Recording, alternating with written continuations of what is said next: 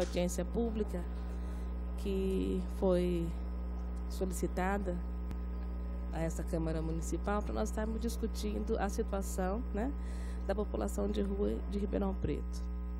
Eu gostaria de convidar para que pudesse vir fazer parte da mesa, representando a senhora Mônica da Costa Nuccioli, que é superintendente da Guarda Civil Municipal, o doutor Luiz Anselmo Zucoloto. Zúculo, acho que é, Júnior, chefe do setor jurídico da Câmara da Guarda Municipal. Também a professora doutora Regina Célia Fiorati, docente do curso de terapia ocupacional na Faculdade de Medicina de Ribeirão Preto, da Universidade de São Paulo, pesquisadora na área de populações, vulnerabilidade social, pobreza e justiça ocupacional. Era diretora do documentário Exclusos, com depoimento de moradores de rua em Ribeirão Preto. Representando o secretário municipal da Saúde, Dr. Sandro Scarpellini, eu convido a senhora Maria Cristina Francelin, psicóloga e trabalha atualmente no programa DST-AIDS. Convido também o Dr. Paulo Giostre, defensor público do Estado de São Paulo, nível 5, procurador, na verdade é o coordenador da Defensoria Pública. Não é mais, que pena, mas um dos grandes parceiros aqui do Fórum da Saúde e do Fórum de Saúde Mental. Representando o secretário municipal da Assistência, o secretário da Assistência Social, quero convidar a senhora Marlene Domingues dos Santos, assistente social e diretora do Departamento de Proteção Especial. E representando a senhora Delvita Pereira Alves, representando a Drades, eu quero convidar o Alcimar Amado Dias, ele que é psicólogo e especialista em desenvolvimento social.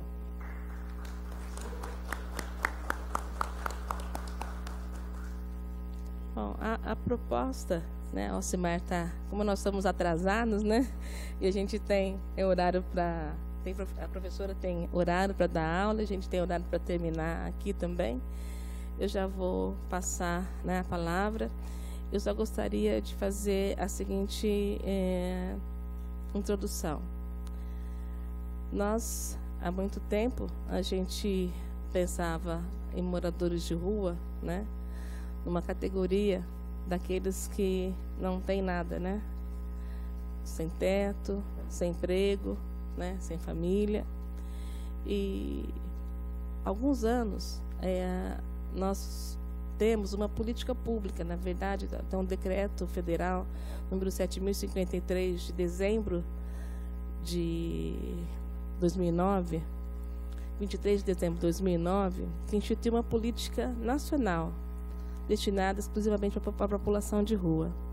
E essa política nacional, na verdade, ela garante uma série de direitos, né, para as pessoas em situação de rua, né?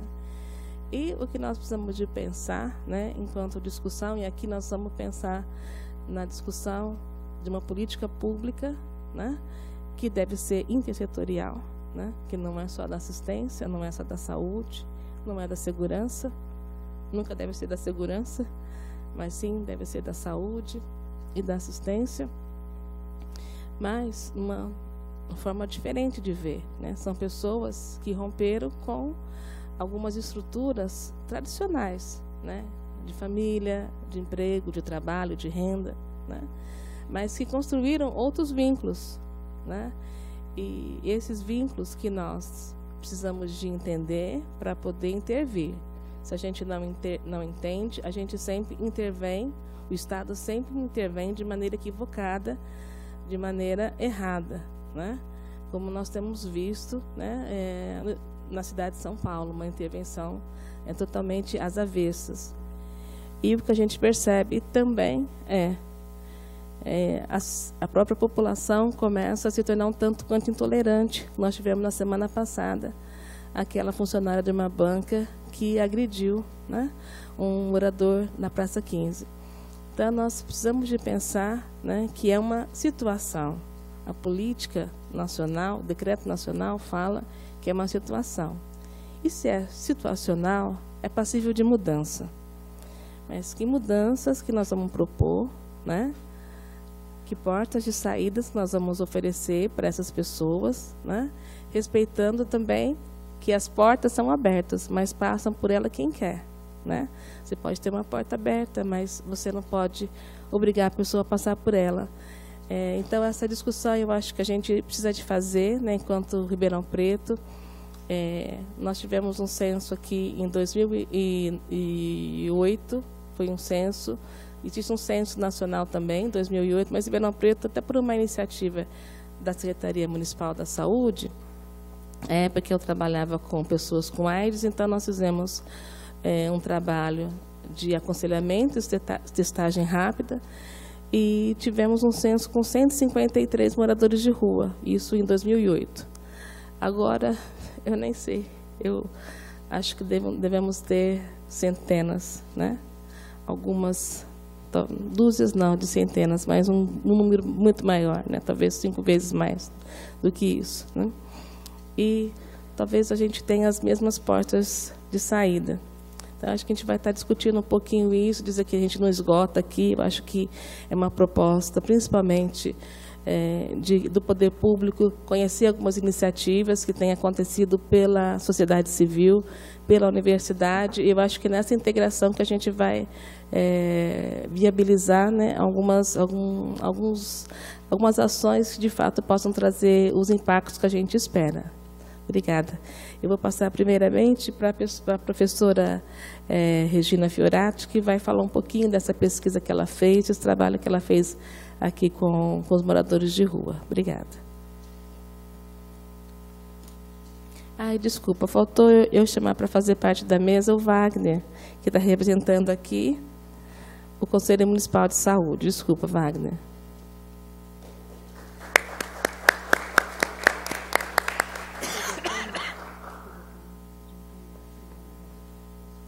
Professora, a TV Câmara pediu para usar a tribuna, para ficar melhor. Queria agradecer ao vereador Maraca, que cedeu gentilmente o espaço para nós aqui. Obrigada, viu, vereador? Nós estávamos muito apertadinhos lá.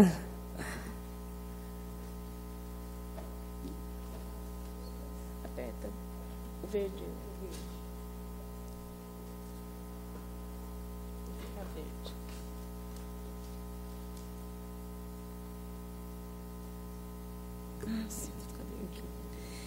Boa tarde a todas e a todos.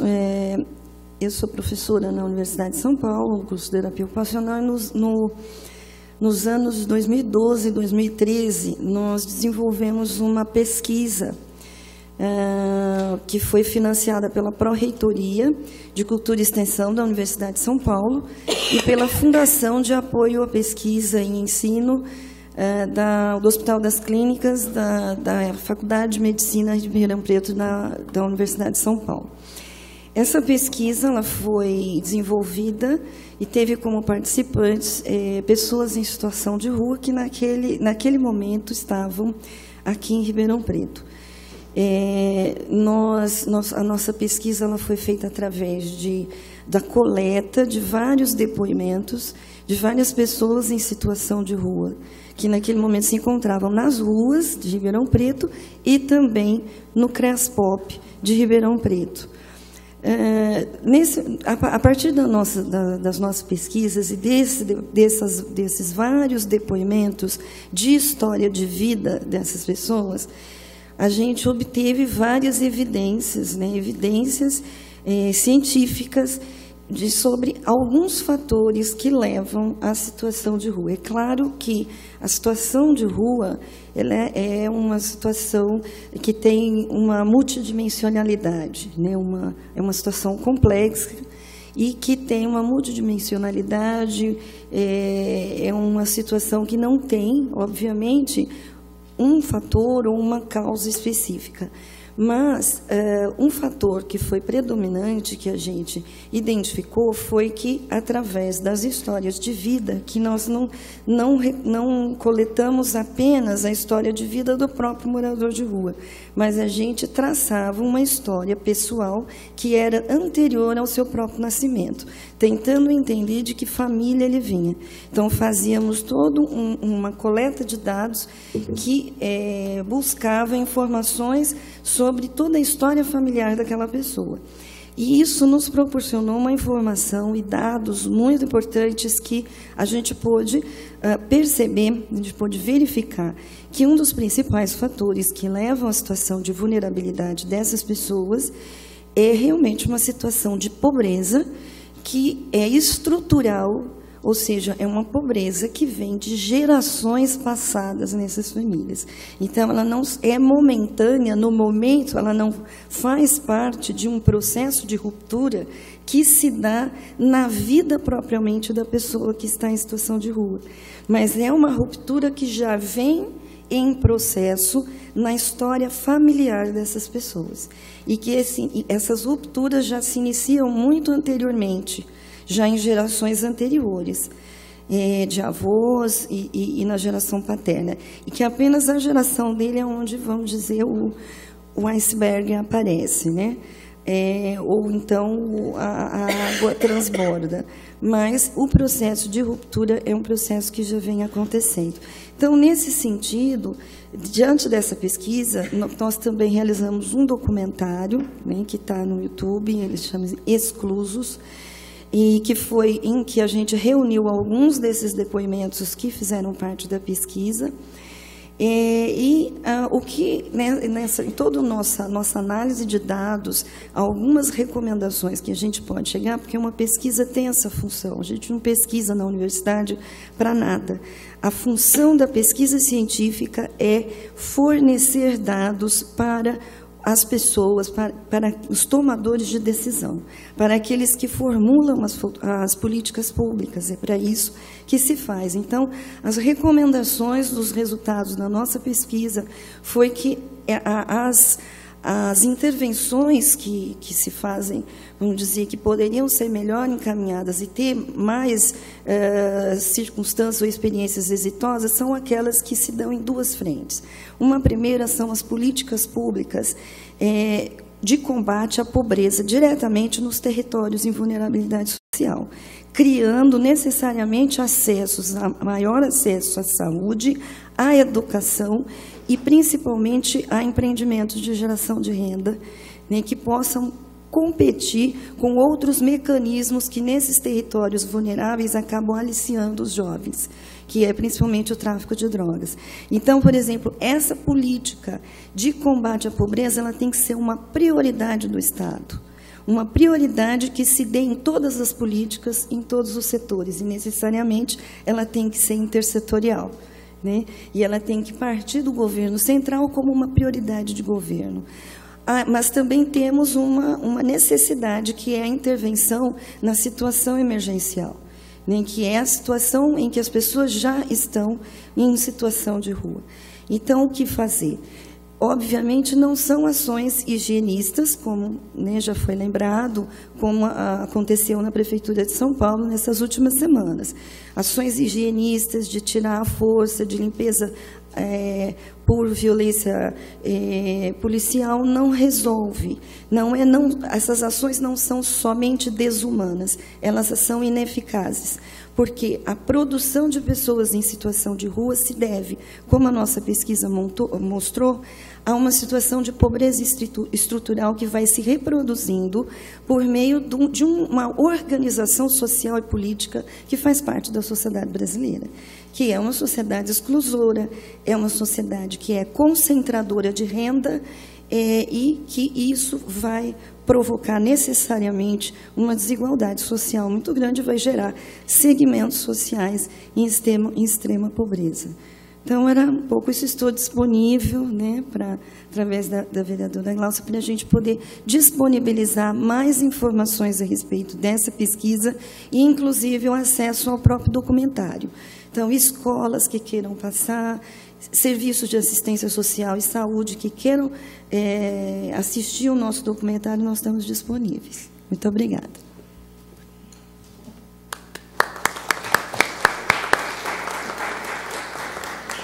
Obrigada, professora. Eu queria agradecer também a presença do René Scatena, que está aqui representando o secretário de Governo, Nicanor Lopes. Vou passar a palavra agora para a Cristina Franceli, que vai falar pelo Serviço de Saúde da cidade. Boa tarde a todos. Eu queria dizer primeiro assim, que a saúde é um direito de todos, mas em termos de saúde, todas as unidades de saúde estão abertas para as pessoas em situação de rua. Mas tem um pedacinho que eu vou contar um pouco, que eu acho que ninguém sabe, que a gente tem um projeto dentro da Secretaria da Saúde, dentro do programa DST-AIDS, hepatites virais e tuberculose, que é o consultório na rua. Tá? Nós temos uma equipe fixa em que nós mapeamos na cidade aonde tem maior concentração de usuários em situação de rua, e nós vamos até esse campo, claro, sempre levando a prevenção DST-AIDS, tá? Mas também tentando promover a saúde dessas pessoas.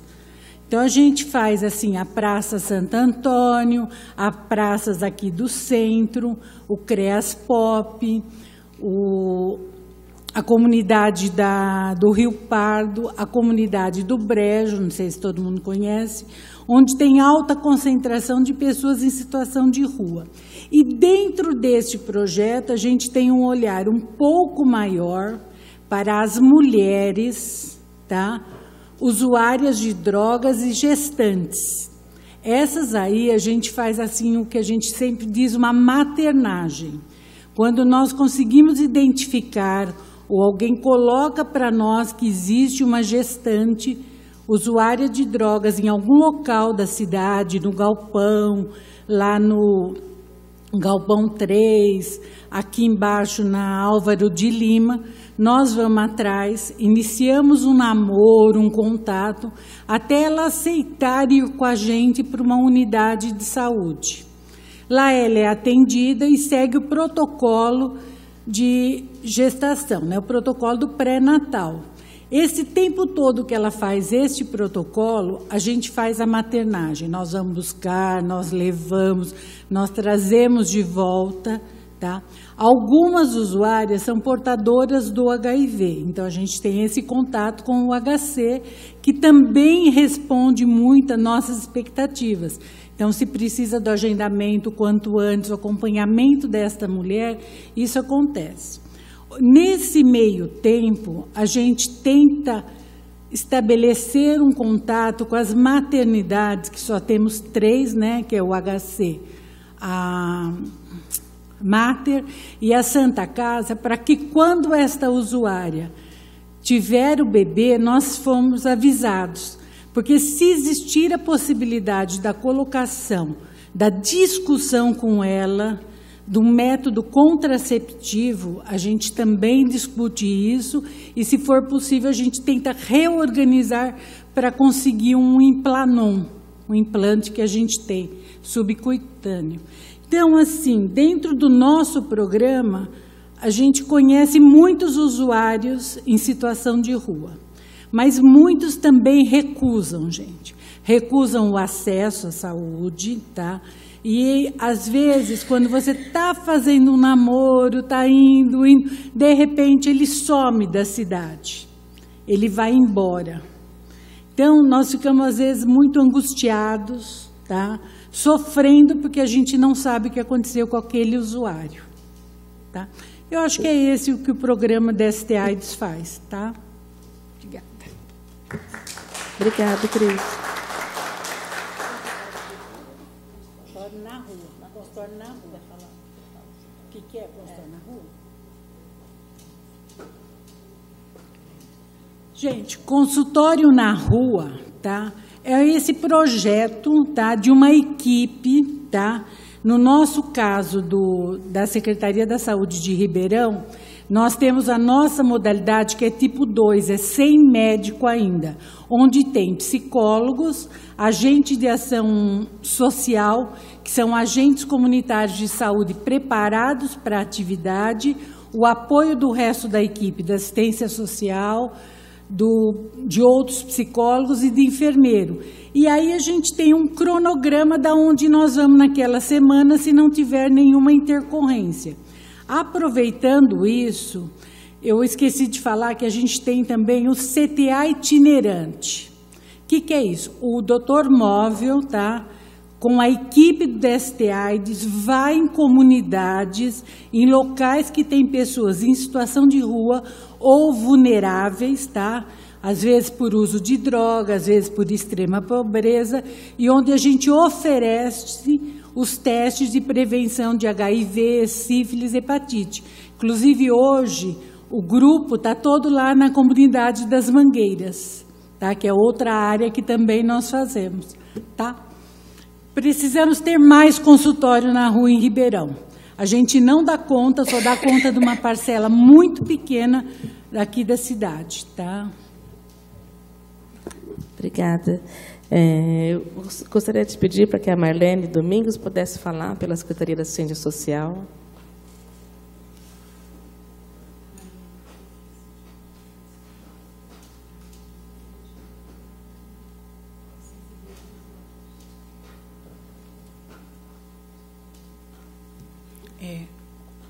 Boa tarde.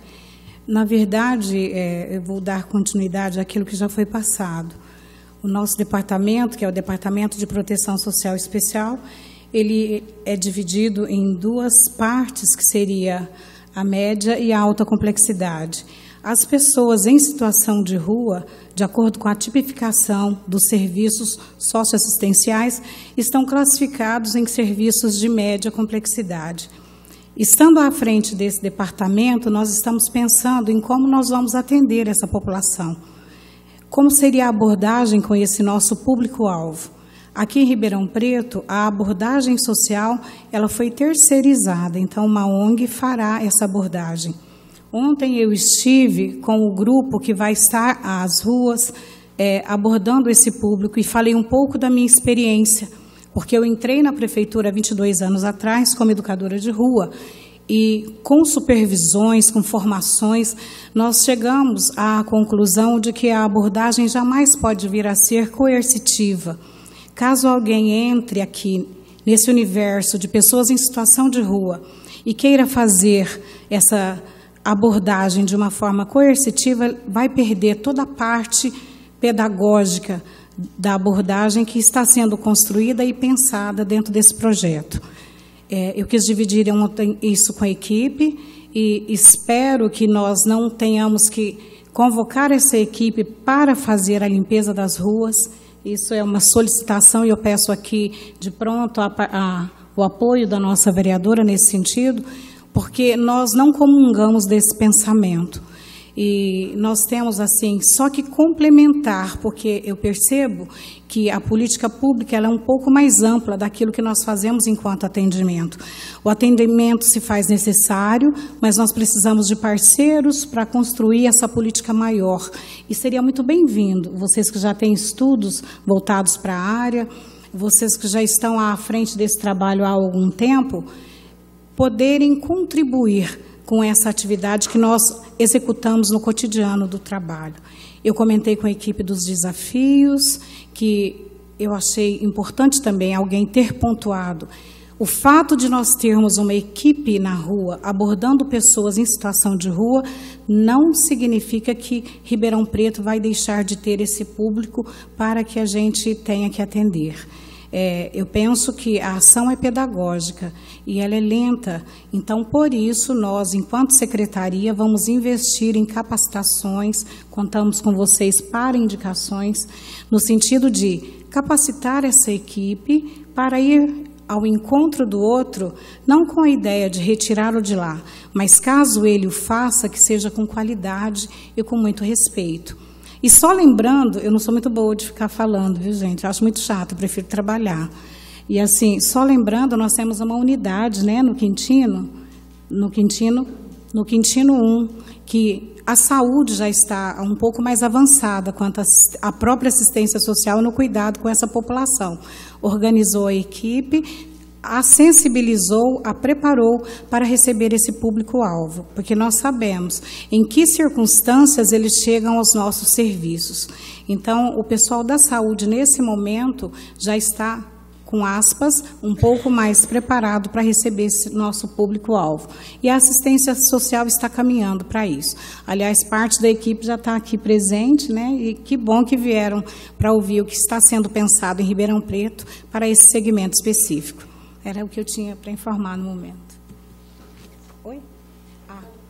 Com relação a esse atendimento, o que me preocupou foi acontecerá a abordagem na rua e esse usuário vai para onde, né?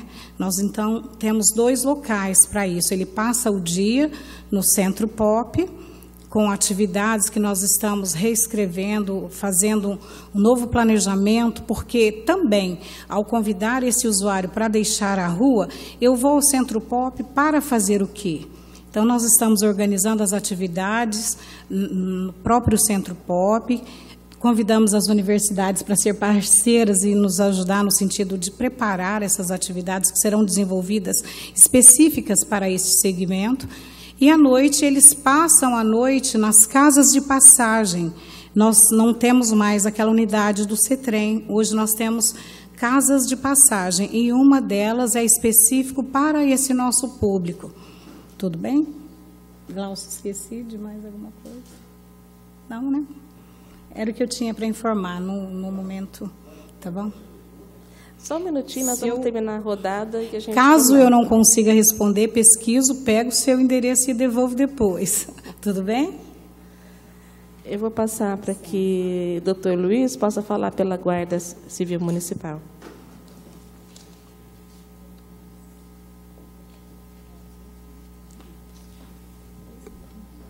Bom, boa tarde. Como eu já adiantei para a vereadora Gláucia, representando a Guarda Civil e a superintendente Mônica, a gente quer se colocar à disposição tanto da Secretaria da Saúde quanto da Secretaria de Assistência Social para auxiliar no que for possível com relação aos procedimentos de abordagem, de apoio e as ações preventivas que vão ser desenvolvidas e que estão sendo desenvolvidas por vocês. Sempre, claro, respeitando, como já foi dito aqui, a vontade do morador de rua. Ninguém pode ser conduzido coercitivamente para algum lugar, respeitando o direito de ir e vir das pessoas e visando mesmo a inclusão dessas pessoas novamente na sociedade, né, para que eles tenham uma melhora expressiva na qualidade de vida.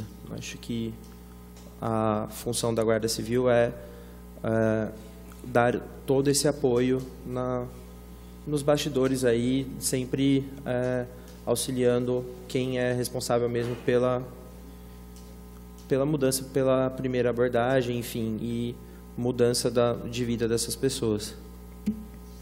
Obrigada, Luiz. Dr. Paulo Giostre.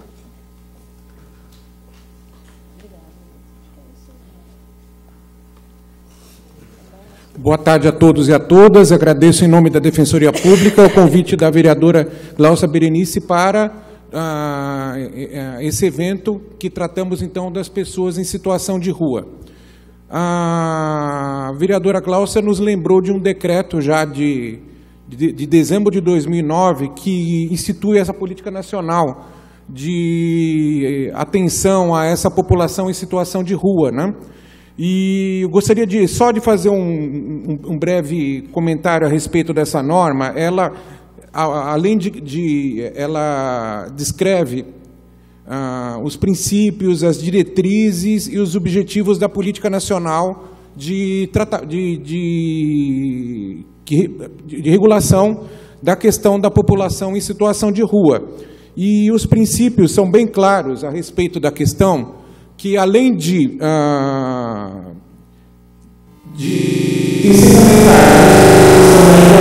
da equidade entre essas pessoas, ela diz o seguinte em rápido cinco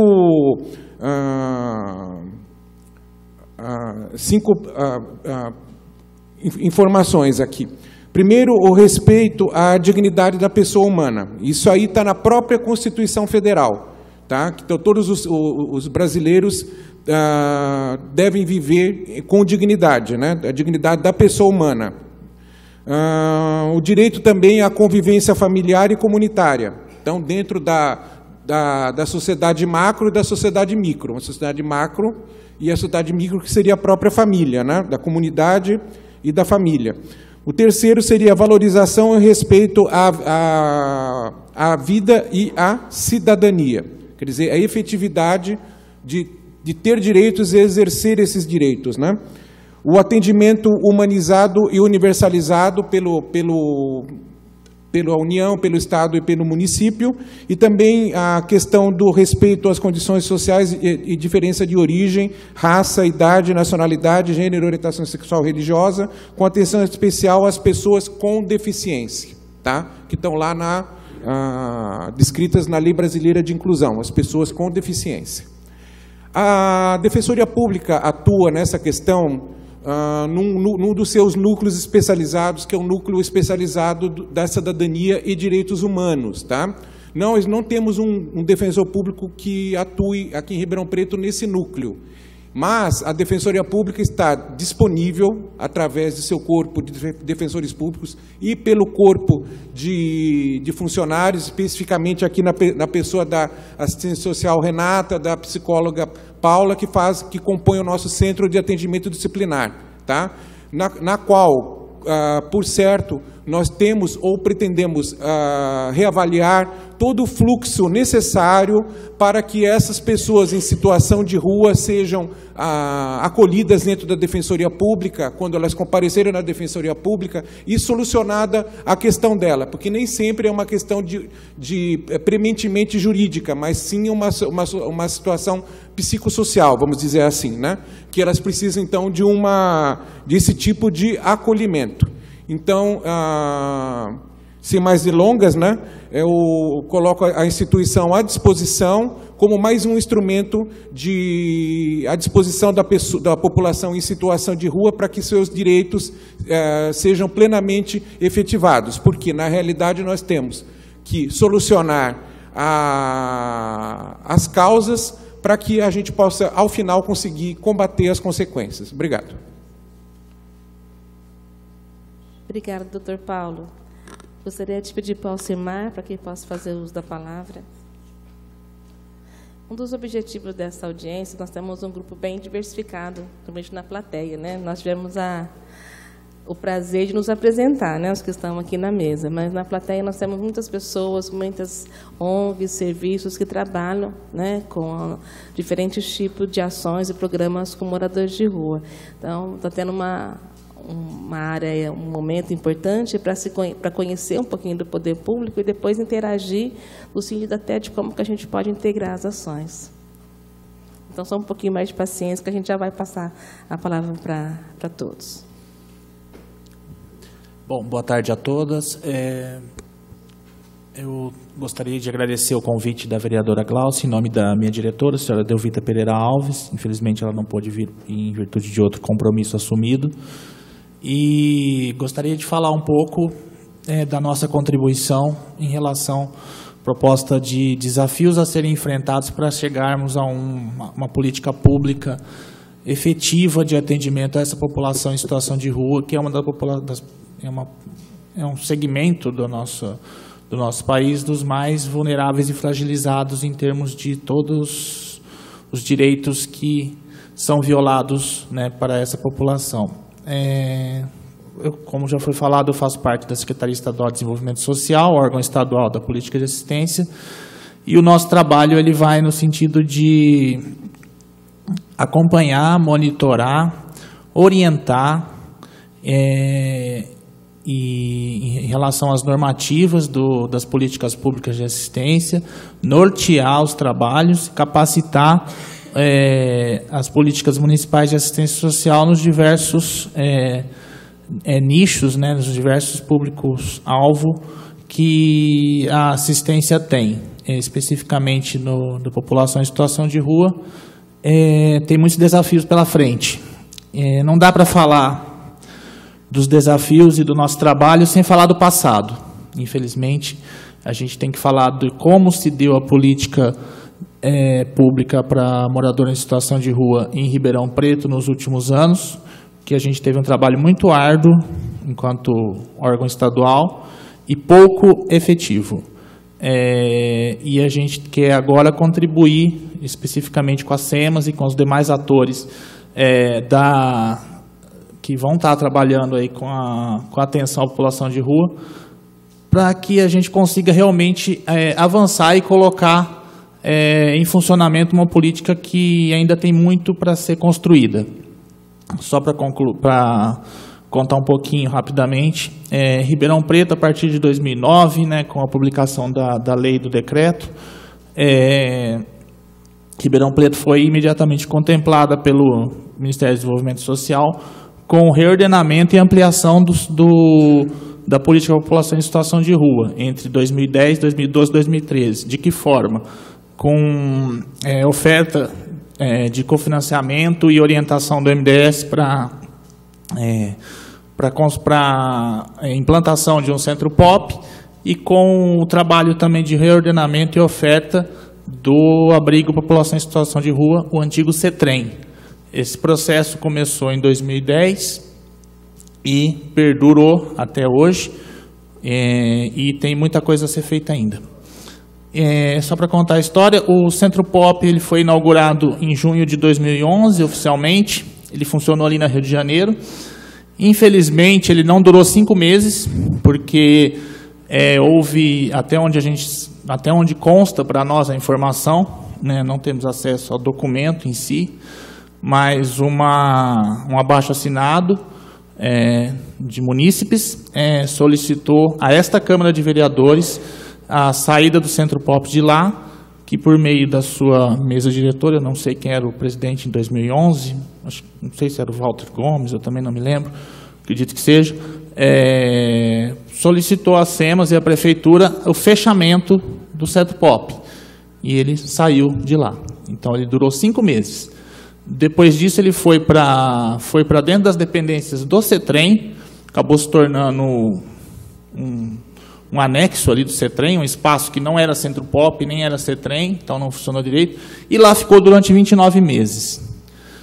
Em pese todas as tentativas e as reuniões e as manifestações que nós fizemos para que o Centro POP fosse reimplantado novamente de forma adequada.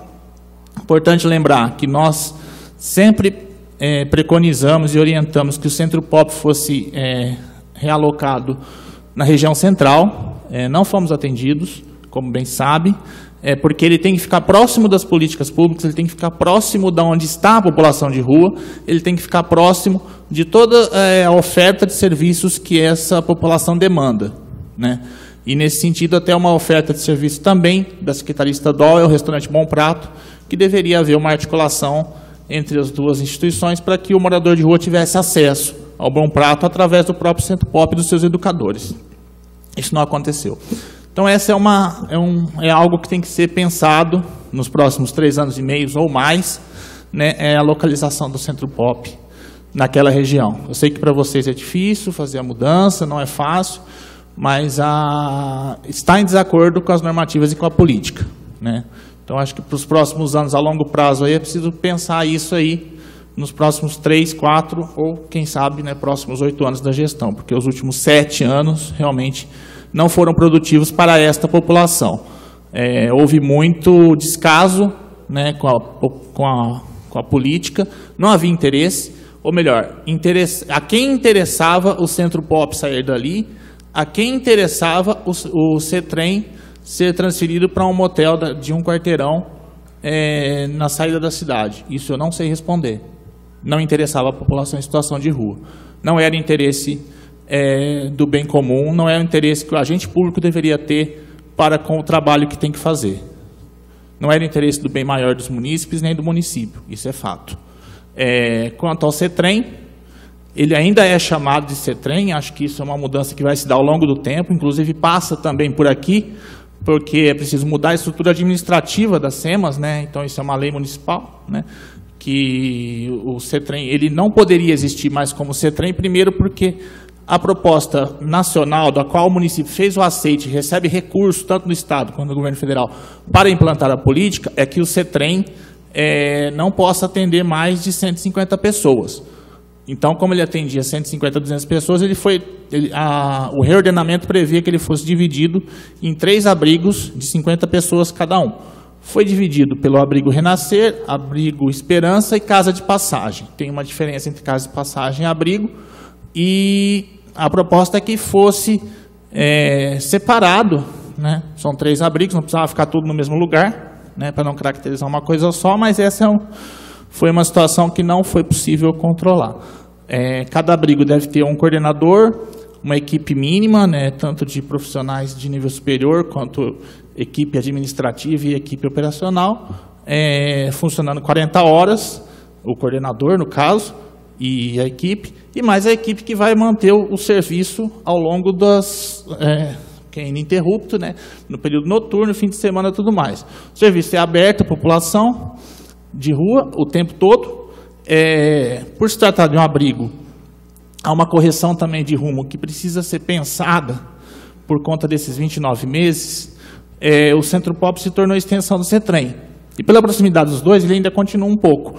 O CETREM é um abrigo, então, portanto, os moradores podem ficar lá o tempo todo. Havia, até o ano passado, uma prática de que o morador não podia ficar no CETREM durante o dia, e era realocado para o Centro Pop. São coisas diferentes. O morador pode ficar lá o tempo todo, ele pode entrar lá e sair a hora que quiser. Lógico que precisa ter metas, né, regras de funcionamento para isso. E o Centro Pop, ele não é uma extensão. E aí o Centro Pop, como eu falei, tem que voltar para o centro. Essa acho que é a principal meta, eu entendo assim, do futuro aí para a gente tentar readequar e realmente atingirmos o mínimo necessário da política pública para essa população. Senão, não vai andar. O serviço de abordagem social é muito bem-vindo, também é uma meta do reordenamento da política, e tem que funcionar muito em conjunto com as outras políticas públicas, né, com o consultório de rua, com o próprio Bom Prato, com a Guarda Municipal e todas as outras políticas oferecidas a essa população. Essas 10, 12, 15 funcionários, não sei, que estarão trabalhando aí na rua, eles têm que estar próximos da população de rua e também próximos das instituições, porque são eles que vão fazer a ponte. Acho que os principais desafios, assim, consigo elencar agora, seriam esses. Agradeço aí a presença, estou à disposição para dúvidas e, obviamente, para orientar e transmitir todo tipo de informação que a gente possa ter, tanto a acumulada como o que a gente tem para fazer pela frente, porque a gente está aqui também. Foi muito difícil e a gente tem esperança que agora as coisas realmente caminhem, que o nosso trabalho não seja desnecessário ao longo de como foi nos últimos anos. Tá? Obrigado. Obrigada, Alcimar, grande contribuição. Eu queria convidar o Wagner Higashi, que vai falar pelo Conselho Municipal de Saúde.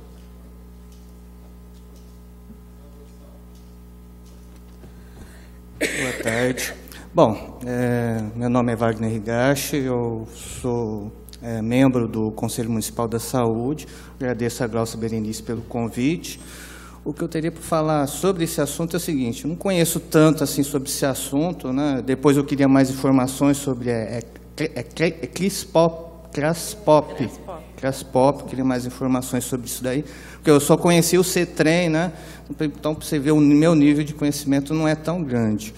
Mas o que eu queria falar a respeito desse assunto é o seguinte, que o Conselho Municipal da Saúde, os Conselhos Municipais de Saúde, sofrem assim, uma carência da participação da sociedade civil, né, para inclusive discutindo esses temas, né? Então, estou aqui implorando, né, sei que temos aqui uma grande variedade do pessoal aqui, para estar participando mais dos conselhos municipais, dos conselhos locais de saúde, né, para poder estar inserindo esse assunto para a gente possa estar discutindo em conjunto. Outra coisa que eu queria dar uma sugestão aqui seria mais em relação ao que poderia estar sendo feito em relação aos moradores de rua, assim, né? O que poderia estimular a prefeitura, a própria Secretaria da Assistência Social está estimulando a criação de casas de apoios a moradores de rua, com cozinha, lavanderia, cama, entre outras coisas. E deixa eu ver aqui. Então, poder estar aproveitando melhor. Eu sei que já existe esse trabalho feito pelas ONGs, mas está ampliando isso daí, está aproveitando o banco de alimentos, SEASA, o uso de verduras, legumes, que normalmente ficam quase estragando, para doar para ONGs ou voluntários que façam refeições diárias para essa população mais carente. E uma resposta que poderia ser dada aos que recusam acesso à saúde, fazer um trabalho maior com as famílias, né? Isso poderia ser feito. E informação, né? Para usuários de drogas, né? Que também fazem parte desse conjunto de moradores de rua, bastante informação, depoimentos de pessoal que estava no mundo das drogas, uma coisa de situação de dependência química, para que eles não entrem, né, nesse mundo e acabem virando moradores de rua. Bom, é isso. Muito obrigado, viu? Obrigada, Wagner. Eu também queria agradecer a presença do Newton, que está bem aqui escondido, que é o presidente do COMAD, Conselho Municipal de Álcool e Drogas, que foi agora recém-impossado. Eu gostaria de, antes de abrir a palavra, passar a palavra para o Newton, se ele quiser. Obrigada.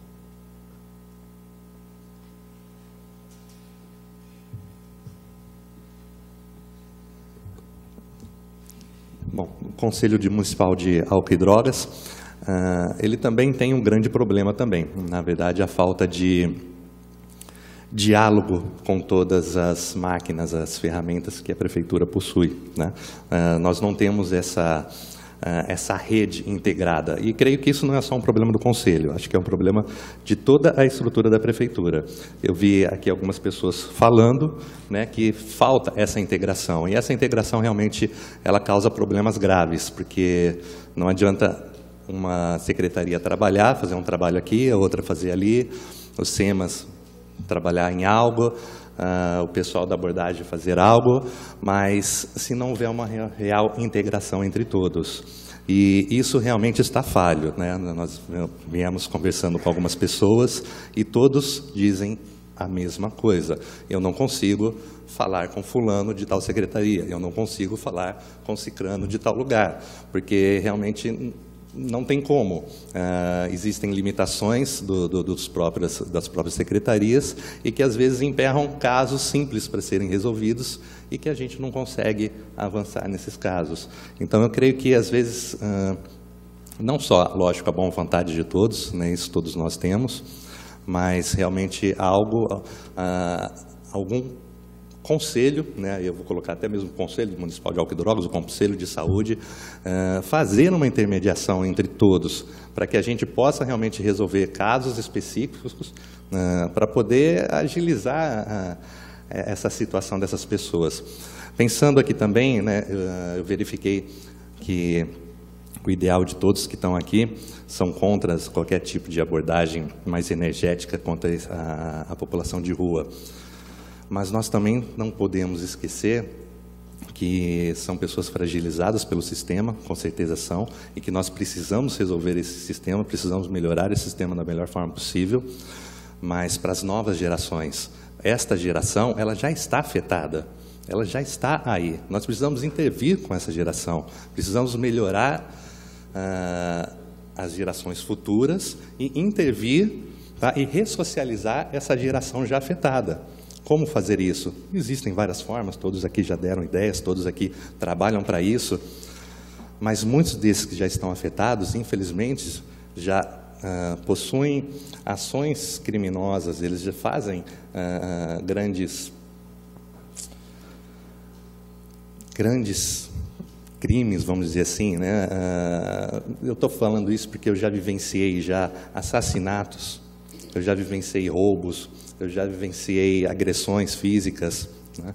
Então eu fico entristecido, às vezes, quando a gente apenas pega pela parte da saúde. Sim, é uma questão de saúde, muito importante, mas também existe a parte da criminalização também, infelizmente. Tá? Nós não estamos falando só apenas da saúde, estamos falando daquele usuário de drogas, que ele também comete um crime para poder utilizar a droga. O que nós vamos fazer com essa pessoa? O que nós vamos fazer com esses indivíduos? O que nós vamos fazer com aquela pessoa que, para poder usar droga, ele rouba a sua filha, rouba o seu filho, aquele seu celular? bate nele, derruba ele e ele chega todo arrebentado na sua casa por causa de uma droga, tudo bem, ele está fora de consciência, ele é uma vítima, sim, ele é uma vítima, mas ele está ciente daquele crime que ele está cometendo. Isso acontece a toda hora. Os crimes são frequentes e nós temos crimes, inclusive, a menos de 100 metros daqui. O ano passado, 2 pessoas, pelo menos, foram assassinadas neste rio aqui ao lado. Uma delas, inclusive, foi pega com pauladas, aqui nessa continuação, e ela pulou dentro do rio para fugir dos traficantes. Mas a polícia deu a morte dela como afogamento, porque ela caiu no rio e se afogou. Qualquer pesquisa no Google, vocês vão achar esse assassinato. Mas consta como afogamento, né? Inclusive a própria pessoa que escreveu o texto fez lá um comentário também sobre isso. Veja bem, a questão aí também é de segurança pública. Nós devemos pensar um pouco nisso, né? Existe, né, muitos casos que estão lá, que as pessoas são de rua e que precisam de um tratamento de saúde, mas também existem os casos da segurança pública. Existem os casos que nós precisamos intervir de forma enérgica para poder fazer com que essa pessoa acorde na vida em que ela está, né? Um dependente químico, tá? Um usuário já em situação de risco, um usuário utilizando a droga periodicamente, ele está fora de si, por isso é uma doença. Ele não tem mais a consciência de saber o que é certo e o que é errado. Como é que eu vou tirar essa pessoa da rua se ele não tem mais a consciência, se ele só pensa na droga, ele só pensa no uso da droga, em como ele vai conseguir a próxima pedra? Isso é uma doença, não é? Sim, é por isso que é uma doença, caracterizada uma doença. Então eu preciso de tirar essa pessoa, pelo menos pelo tempo necessário, para ele voltar a si, né? Para fazer aquele tratamento dele inicial. Depois desses 15 dias, 10 dias, independente de quanto tempo que seja, aí ele vai ter a capacidade de pensar se ele realmente quer um tratamento ou se ele quer voltar para a rua. Ótimo, mas e durante esses 15 dias ele precisa sim de uma ação, em muitos desses casos, né? Então isso acho que é para a gente pensar. Ok? Obrigado. Obrigada. Nós vamos agora abrir, né, para perguntas. Gostaria de o Renato, a Anne ou a Adriana pudesse fazer as inscrições para mim, para que a gente pudesse abrir agora para as palavras. Luiz Damasceno.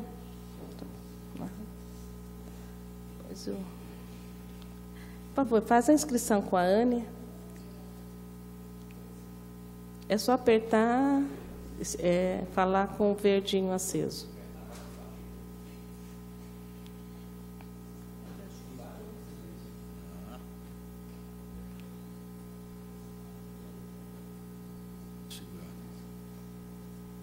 Boa tarde. Boa tarde a todos. Meu nome é Luiz Damasceno, sou coordenador regional do Amor Exigente e já fui presidente do Conselho Municipal sobre Álcool e Drogas. Apoio muito a fala do Nilton, né, quanto à abordagem que tem que ser feita com os moradores de rua. Tem que ser feita uma abordagem, tem que se oferecer a eles uma oportunidade de restaurar a vida deles. E como o doutor disse, a pessoa tem direito a um tratamento de saúde e direito à dignidade da pessoa humana. Nada melhor do que isso, né, para que se possa fazer essa abordagem e oferecer para a pessoa um tratamento de saúde e para ela poder voltar para uma vida normal. Como o Nilton disse, a pessoa, quando está nessa situação, não tem vontade própria. Então, nós defendemos, sim, os 3 tipos de tratamento, porque 99% dessa pessoa que está em situação de rua é dependente químico. Nós temos visto isso, né? E são pessoas vulneráveis, são pessoas que estão ali à mercê de tudo. E nós temos visto que muito pouco tem sido feito, ou quase nada, né? Nós tivemos fazendo um evento no fim do ano passado, na favela do Brejo. Nós mapeamos lá e fizemos uma abordagem, né, Nilton? Amor Exigente, Pastoral da Sobriedade, OAB e outras instituições, né? O Solar estava lá junto com a gente. E nós fizemos uma abordagem lá e fizemos uma pesquisa. Nós conseguimos abordar lá quase 90 dependentes químicos, né? uns 80 e pouco dependentes químicos. E o relato deles é que eles tinham feito algum tipo de tratamento, mas não tinham dado continuidade. Então, ele vai para um tratamento em dependência química e depois jogam ele de volta na rua, ele volta para lá, ele não tem outro lugar para ir, ele acaba voltando para o mesmo lugar e vai recair, né? Então, eu acho que a sugestão nossa seria uma coordenadoria de políticas públicas sobre álcool e drogas em Ribeirão Preto, para que pudesse realmente, que nem o Nilton falou, unir todos os setores da sociedade, todos têm que se unir, para que a gente possa fazer um mutirão. Nós teríamos sim que fazer um mutirão, porque o problema está se alastrando, é uma epidemia. E todo mundo tem visto, o pessoal vem, fala bonito, né? Fala a parte técnica, a parte teórica, mas a gente não tem visto a prática. Nós precisamos colocar em prática. Nós precisamos fazer alguma coisa, urgente. Nós temos 8 grupos de apoio em Ribeirão Preto. Nós atendemos todo dia da semana familiares de dependentes químicos, as famílias que nos procuram, pedindo ajuda, os dependentes químicos, procurando realmente ajuda. E muitos estão em situação de rua. Todos têm família, todos têm moradia, e em Ribeirão Preto mesmo.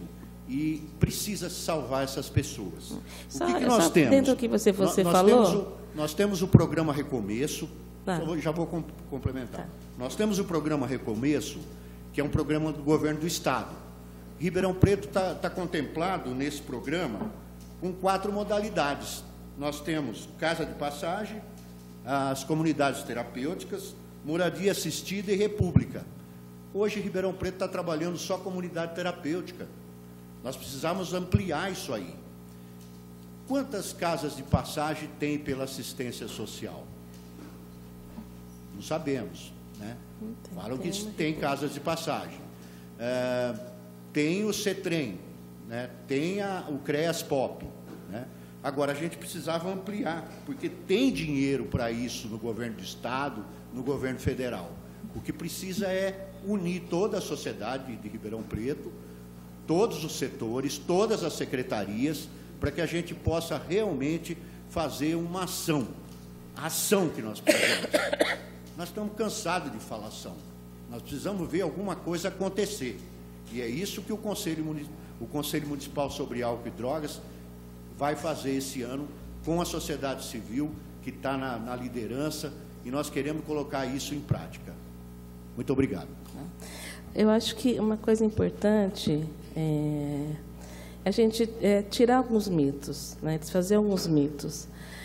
A pesquisa nacional que foi feita com população de rua mostrou que 70,9%, ou seja, 71% dos moradores de rua, eles exercem alguma atividade remunerada, sendo que desses 15,7% pedem dinheiro como principal meio para a sua subsistência. Então, desses 71%, 15% é para a sua própria subsistência, para sobreviver na rua. Outros, 52% possuem algum parente na cidade onde eles se encontram e quase 40% não possuem contato nenhum com seus parentes. Com relação à droga, né, que eu acho que também é um mito, porque a gente foca muito na questão da droga. E a pesquisa que foi feita aqui em Ribeirão Preto mostra que, na verdade, a pobreza, né, é o grande impulsionador da pessoa estar numa situação de vivência de rua. Drogas representa 35% das principais razões para pessoas estarem na rua. O desemprego, 30%. E desavenças com o pai, mãe e irmão, também 30%. Então, nós temos um grande número, né, 60% de pessoas que tiveram problemas de relacionamento rompidos com pai, mãe, irmãos. Uma grande parte também, né, com a questão da pobreza. E também tem uma fatia importante, que é a questão, né, do álcool e da droga, da dependência química. Então, nós precisamos de pensar várias vertentes, não só na questão do álcool e da droga, mas também como que a gente faz o enfrentamento à pobreza, né? Porque senão a gente acha que a gente oferece uma linha só, né, de assistência, como se todos os moradores de rua fossem usuários de crack, né? E a gente tem um grande número de alcoólicos, né? Um grande número de pessoas que fazem uso excessivo, e a gente só pensa na questão do crack, né? E a abordagem para o crack e o álcool são totalmente diferentes. O manejo de um e o de outro é totalmente diferente. Então, a gente tem que pensar também, né? E eu acho que essa audiência vai no sentido também da gente entender que Ribeirão andou na contramão um bom tempo, né? E agora a gente tem que pensar como que a gente vai resolver esse tempo perdido, mas pensando, né, com uma mente bem aberta, no sentido assim, de conhecer de fato, né, essa população para quem a gente vai organizar os serviços, para a gente não pensar em cima de mitos, né, e aquilo que também, o que está na mídia, né, o que vem na mídia, que às vezes não corresponde ao dado de realidade, né. Dário, desculpa, mas eu queria ter apresentado esses slides, por conta do tempo eu não apresentei, eu acho que era importante a gente ter esses dados. Obrigada, Dário. Eu que agradeço, acho que a sua fala complementou o que eu estava refletindo. Acho que a gente vai fazendo um diálogo, né? E a gente vai construindo junto essas ideias. Eu quero parabenizar, de verdade, a iniciativa da Glaucia Berenice aqui na Câmara de trazer essa discussão. Não é puxação de saco de vereador, não. É um agradecimento verdadeiro, porque a gente tem que discutir essa questão, né? E com urgência, né? Eu agradeço também a fala do Luiz Damasceno, do Comad, porque eu também concordo com ele que a gente tem que fazer ações concretas, né? São questões urgentes e concretas e necessárias aí para a cidade. Eu estou aqui representando o vereador Marcos Papa, que está fora da Câmara neste momento, em outro compromisso, mas eu só queria trazer uma discussão que fizemos aqui na Câmara também, sobre, a gente apresentou um projeto de lei, já acho que na legislatura passada, propondo uma política municipal para a população em situação de rua. Pelo que eu me lembro, acho que a lei foi aprovada, eu não lembro qual que foi o trâmite, né? Mas eu sei que a atual gestão municipal, né, que acho que teve a mudança da gestão passada para essa, e o que eu entendo, até onde eu sei, o Nogueira está transformando essa lei num decreto municipal. Eu tenho algumas cópias, eu queria distribuir para as pessoas, e é um decreto que, né, uma lei que procura trazer a questão de responsabilização dos casos para a gestão pública, né, e como a gente fala muito no Sistema Único de Saúde, a gente tem que assumir a concreta responsabilidade da vida das pessoas para conseguir ser resolutivo. A gente precisa buscar resolutividade, até lembrando a fala do Damasceno. E acho que a fala da Glaucia, ela amplia isso, dizendo que a gente tem que ter uma perspectiva de integralidade, de intersetorialidade, e isso faz com que a gente tenha que articular toda a sociedade para dar conta da questão da pobreza, né, da questão do acesso ao trabalho, por exemplo.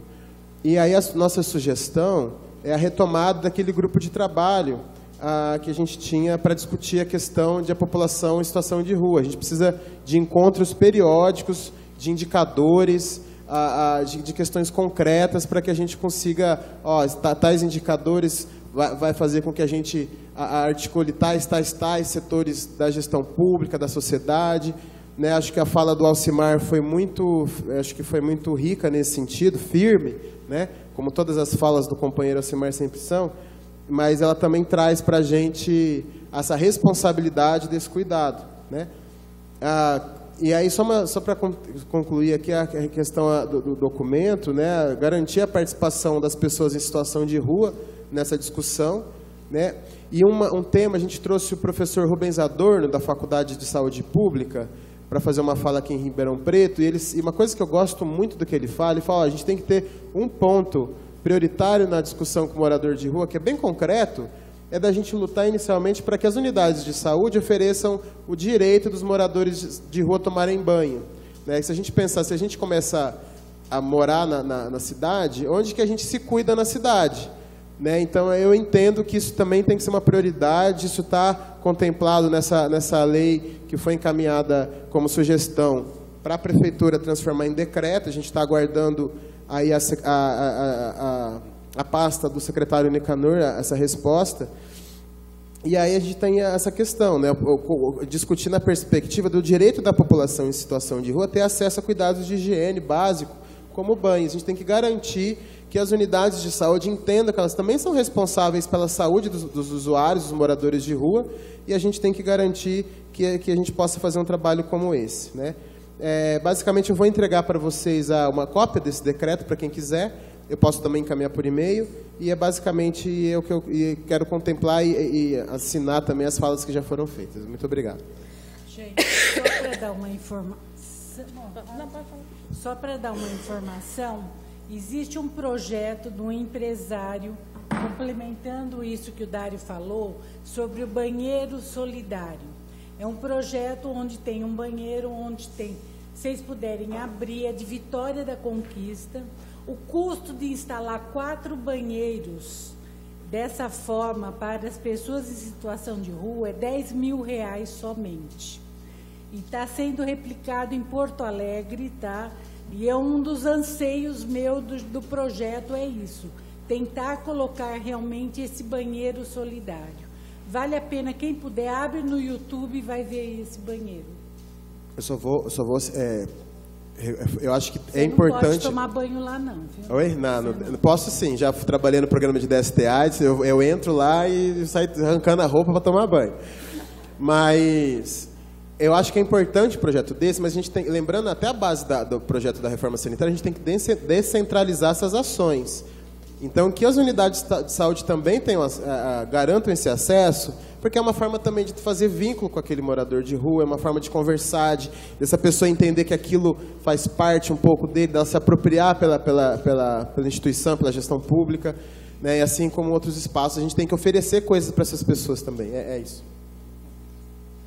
Pelo fato do centro de referência, aqui no centro, na Prudente de Moraes, nós temos realmente muitos usuários em situação de rua que nós levamos para tomar banho aí, e às vezes a gente faz uma vaquinha do R$1, tá? Para eles irem no Bom Prato, tá? O Alcimar também quer fazer uma consideração a esse respeito.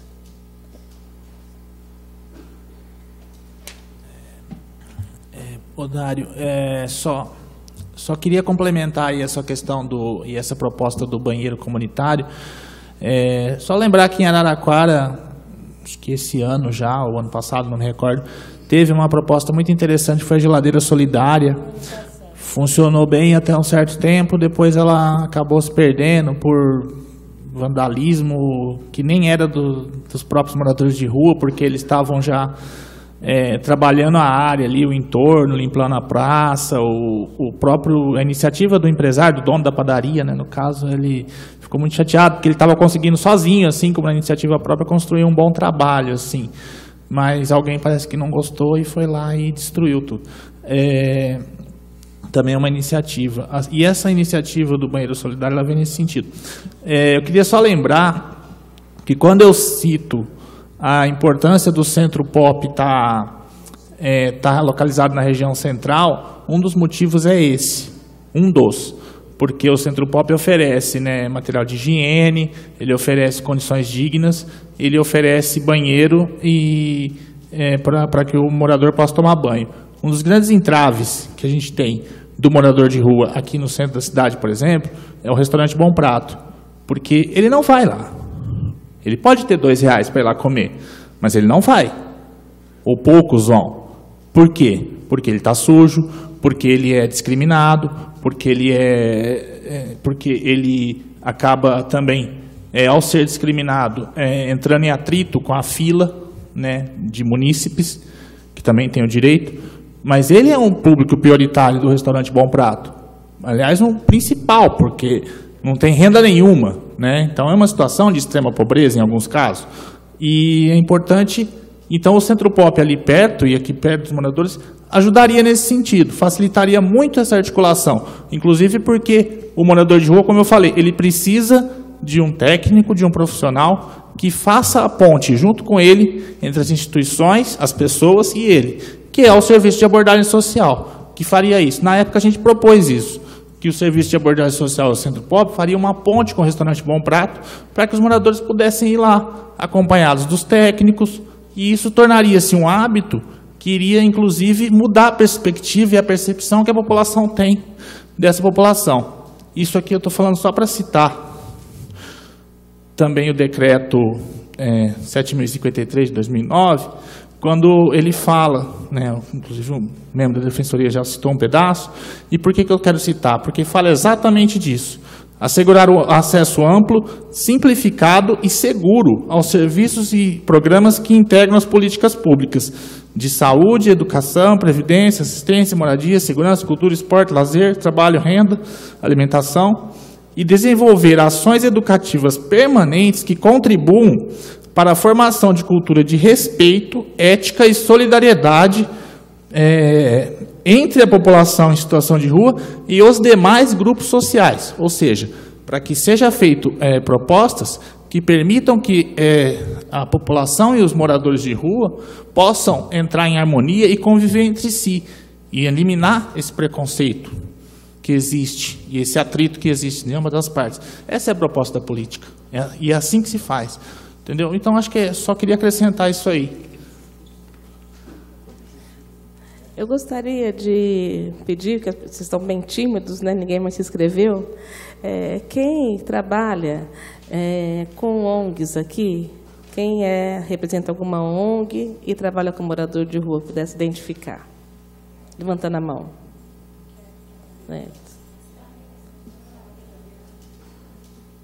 Fabiana, isso. Isso. Certo. Se vocês quiserem também fazer o uso da palavra para que a Secretaria da Assistência, a Secretaria da Saúde possa conhecer o trabalho que vocês desenvolvem. Por exemplo, aqui em Ribeirão Preto, uma questão que o Damasceno colocou, né? Nós temos, o que eu tenho conhecimento, nós temos uma casa, uma república no Jardim Paiva, uma moradia assistida no Jardim Paiva, e o Solar Feeds, que funciona como uma república, né, no Ipiranga. Então, são dois serviços que a maioria das pessoas da comunidade não conhecem. Então, são moradores que já saíram da situação de rua e estão num outro tipo de atendimento, né, de atenção. Eu estou vendo aqui, a pastora Maura tem um trabalho aqui no Mercadão e lá na favela da Vida Rio Pardo. O pastor Marconi também tem um trabalho na favela do Rio Pardo, né? Zé Carlos, desculpa. Marconi também tem. Então, é assim que eu conheço. Então, tem várias pessoas que têm... vocês estão aqui, né, fazem algum tipo de trabalho, é importante trocar, né, essa experiência aqui, falar, até para ver uma forma de integrar essas ações.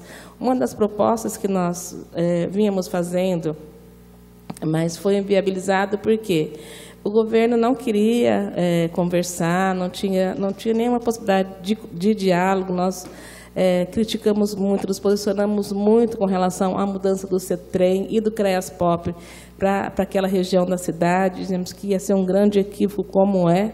Mas, infelizmente, a gente acabou só apresentando nossas razões em discussões aqui na casa, mas acabou mantendo a posição do governo na mudança.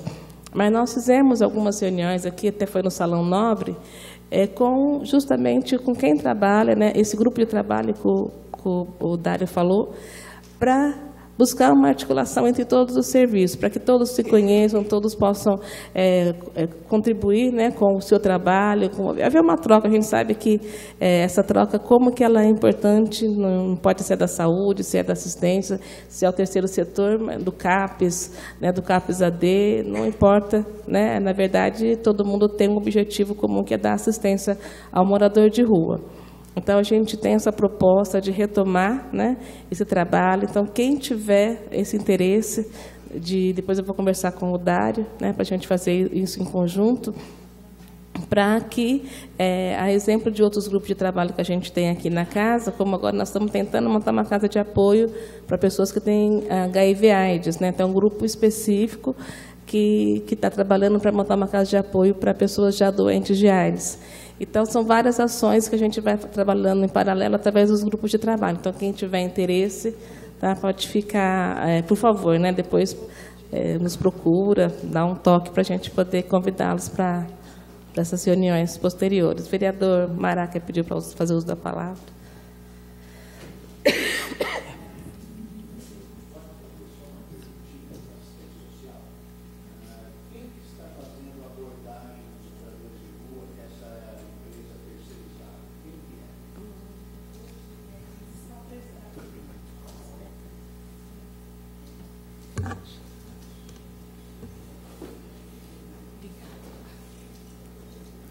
Eles estão presentes aqui hoje na nossa casa, é o Instituto Limite.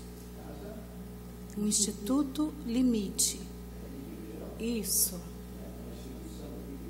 Isso, é uma ONG devidamente cadastrada. Nós abrimos, assim, na verdade, nós abrimos um edital, houve um chamamento para que a cidade de Ribeirão Preto se pronunciasse. A única instituição que apresentou todas as condições que foram necessárias para que ela recebesse esse serviço foi essa ONG. E hoje ela presta esse serviço aqui na cidade de Ribeirão Preto. Antes que eles chegassem para essa atividade, os educadores e os profissionais da Casa de Passagem estavam fazendo essa abordagem aqui. O serviço nunca deixou de ser executado.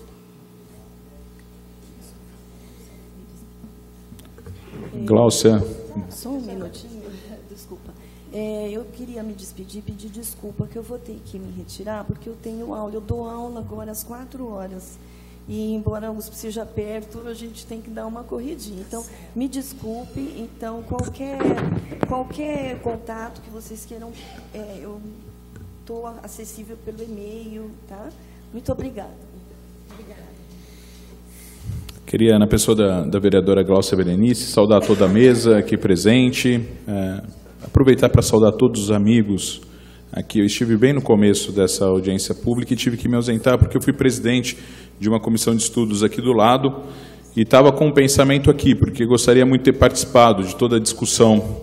Considero muito importante a gente tratar do assunto de moradores em situação de rua. Eu já falei esse ano algumas vezes com o Damasceno também, sobre a situação das pessoas que acabam indo para a rua justamente por conta da questão das drogas.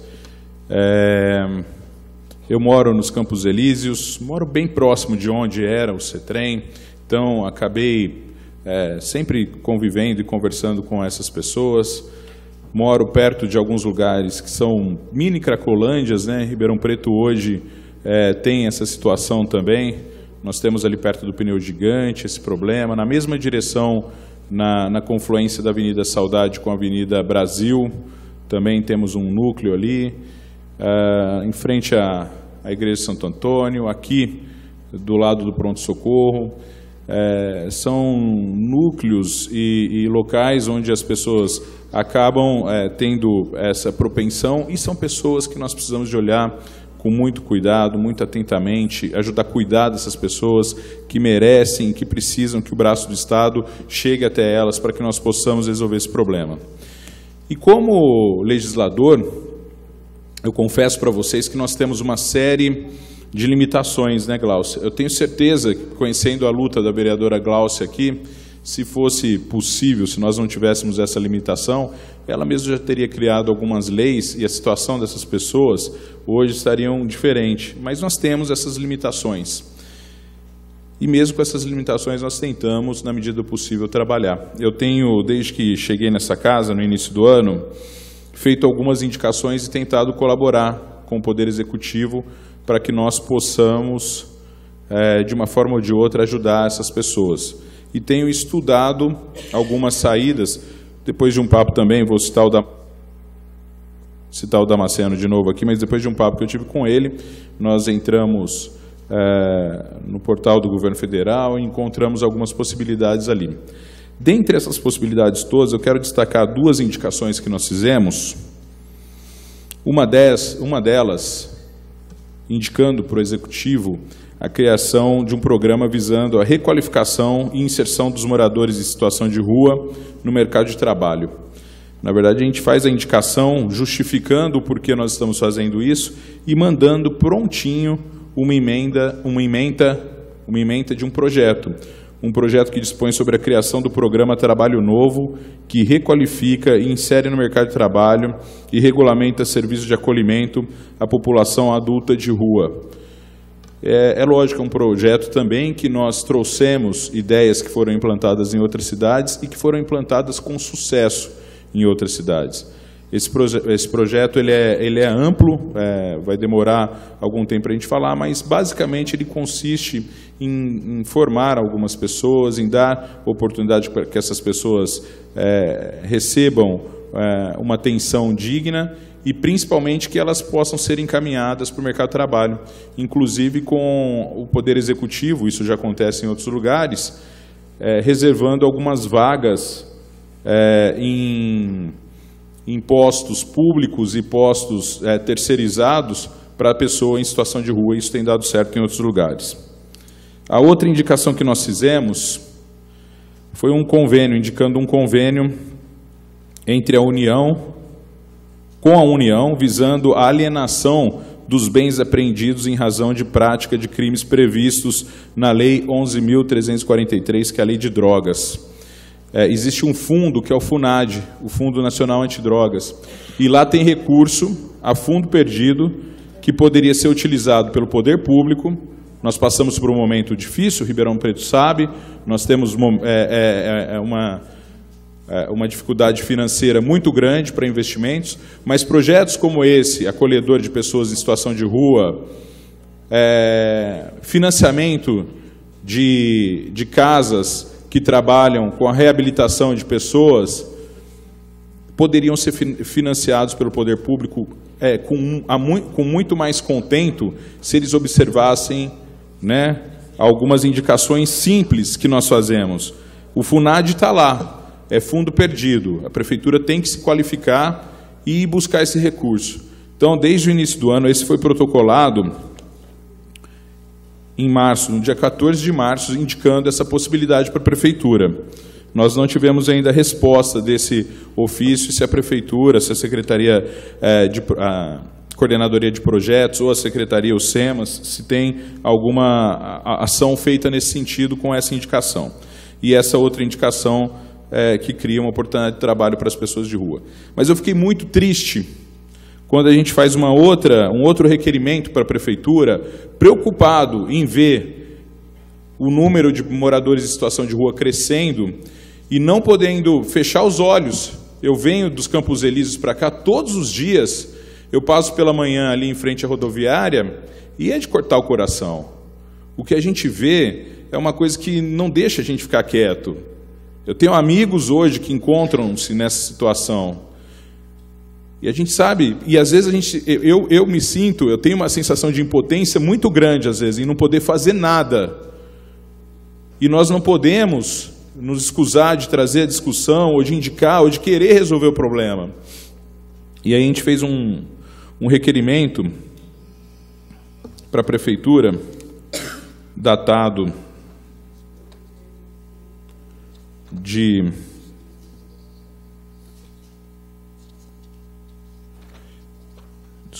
25 de maio, justamente requerendo informações sobre ações efetivas do município contra o surgimento das cracolândias e o aumento do número de moradores em situação de rua na cidade de Ribeirão Preto. E aí, eu sinto muito que não chegou lá na SEMAS esse requerimento. Eu não sei aonde isso aconteceu, mas o governo, ao invés de mandar também, eu gostaria de ter ouvido a SEMAS, mas é um requerimento em que eu depositava a esperança de pelo menos ter uma resposta do que é feito e querer contribuir para que outras coisas sejam feitas, além do que a gente já indicou. Mas a resposta ela vem em 2 parágrafos, dizendo que, em atenção ao solicitado pelo novo vereador Alessandro Maraca, informo que a Guarda Civil atua em parceria com equipes de abordagem social da Secretaria Municipal de Assistência Social, com a finalidade de atendimento aos usuários de droga e moradores em situação de rua. Aproveito o ensejo para externar protestos de estima e de distinta consideração. Quer dizer, nós perguntamos quais são as ações efetivas, e ela só diz que existe uma parceria. Não era isso que eu esperava escutar. E foi para a Guarda, quem respondeu foi a Guarda Municipal, e nós não tivemos oportunidade de ter a resposta das SEMAS, por isso hoje nós já protocolamos e estamos com outro requerimento, apontando a necessidade de uma resposta efetiva em nossos requerimentos aqui. E eu espero muito poder colaborar, mas para poder colaborar eu preciso das informações. E gostaria muito que a Prefeitura acatasse as nossas sugestões, as sugestões de quem, de uma forma ou de outra, tem buscado uma solução para a gente resolver, ou pelo menos tentar colaborar com isso. Eu sei que hoje vocês, as entidades que vocês representam, fazem muito mais do que qualquer pessoa aqui, mas nós precisamos, na medida do possível, trazer não só críticas, mas trazer também uma contribuição. Porém, eu não tenho sentido ainda que as contribuições feitas até agora foram ouvidas. Nós vamos continuar fazendo essas contribuições. Então, Glaucio, só estou vindo aqui para dizer que o município, e quando eu digo município, estou dizendo um pouco do governo, precisa... Eu sei que o governo é um governo novo, é um governo recente, mas o problema é um problema antigo, um problema velho, e que quanto mais passa o tempo e essas pessoas ficam nessa situação, mais difícil depois a recuperação para cada uma dessas pessoas. Os exemplos de recuperação são muitos, graças a Deus, e nós precisamos de trabalhar para que esses exemplos sejam multiplicados. Então era isso que eu gostaria de fazer e espero ter dado uma contribuição. Muito boa tarde. Obrigada, vereador Maraca. Vou passar agora a palavra para o Oséias, depois a Máurea. Podia só complementar, antes, pedir licença, por favor, só complementar uma resposta ao senhor Damasceno a respeito da abordagem social. É o seguinte, quando Ribeirão Preto começou o seu reordenamento, tentou começar o seu reordenamento em 2010 ou 2012, o serviço de abordagem social era uma das propostas a serem implantadas. A equipe, naquela época, era composta de 4 equipes de abordagem, sendo que cada equipe teria 4 pessoas. Então, seriam 12 funcionários, cada equipe com 2 profissionais de ensino superior e 2 profissionais de nível médio. Os profissionais de ensino superior, geralmente se prefere assistente social e psicólogo, mas é qualquer profissional do SUAS. Então, seriam 12 pessoas, né, divididos em 4 equipes, que seriam as 4 equipes de abordagem social. Não sei como está hoje, né, agora já teve uma renovação e a proposta agora talvez esteja um pouco diferente, mas inicialmente era esta era a proposta e a meta a ser atingida naquela época. Sabemos que não foi, até porque recursos humanos é a parte mais difícil em muitas prefeituras. A equipe de abordagem social ela trabalha com todos os públicos encontrados na rua. É bom ressaltar isso até para os novos integrantes, que a abordagem social não vai só abordar o morador de rua ou o usuário de substância psicoativa, ela vai abordar toda e qualquer população em situação de rua que se encontre na rua. Estou falando aqui isso por causa do PET, do trabalho infantil. Então, crianças e adolescentes em situação de rua também são alvo da equipe de abordagem social. Ela só não vai, obviamente, enviá-los para o CETREM, ou para os abrigos, ou para o Centro POP. Né? O caminho aí, no caso do trabalho infantil, é outro. Vale lembrar também, em relação ao trabalho infantil, que nenhum adolescente, antes de completar 18 anos, pode fazer algum trabalho que esteja localizado na rua. Isso é da Organização Internacional do Trabalho, do qual o Brasil é signatário.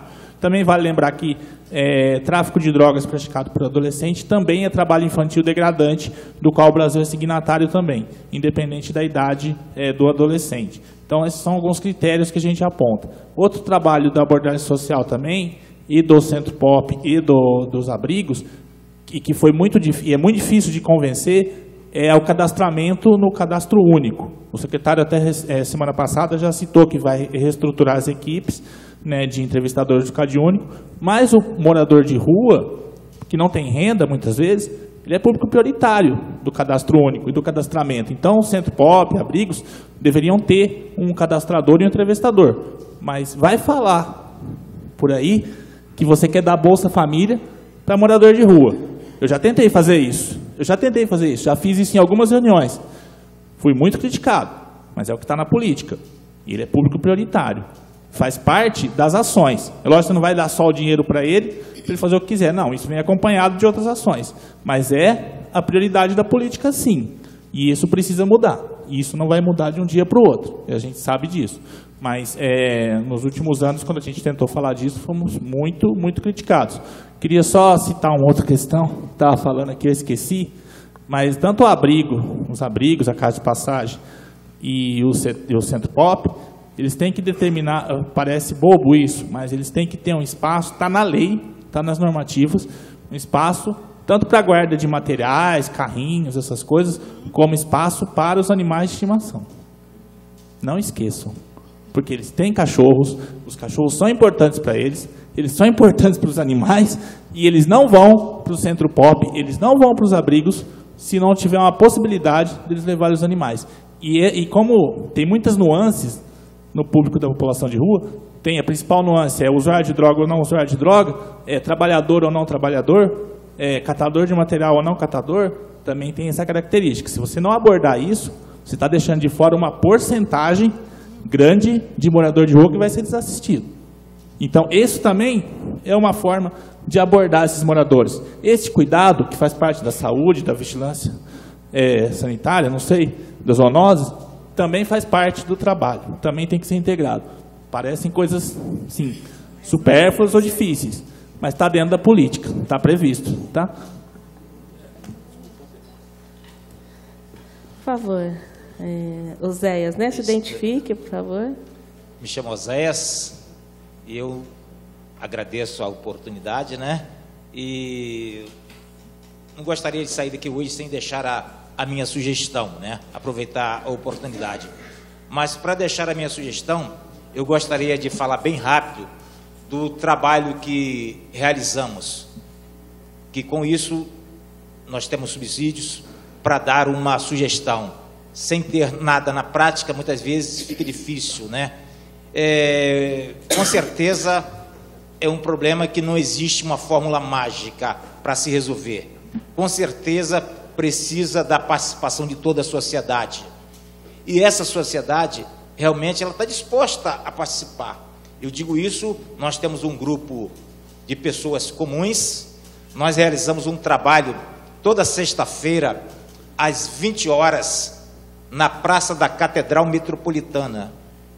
Toda sexta-feira, de 20 horas até 21, 21h30. O nosso trabalho consiste nós reunimos lá hoje em torno de 130 pessoas, entre moradores de rua e pessoas que vivem da rua, moram em alguns cortiços e que vão lá para participar da nossa programação. A nossa programação, ela consiste, nós temos banquinho, nós distribuímos banquinhos ali, nós temos gerador de energia elétrica, nós não conseguimos um ponto de energia ainda, mas eu acho que nós vamos conseguir. E nós realizamos lá um trabalho, um louvor, onde eles participam cantando. Nós levamos um mensageiro e que com isso nós tentamos desenvolver neles uma necessidade, uma vontade deles sair daquela situação.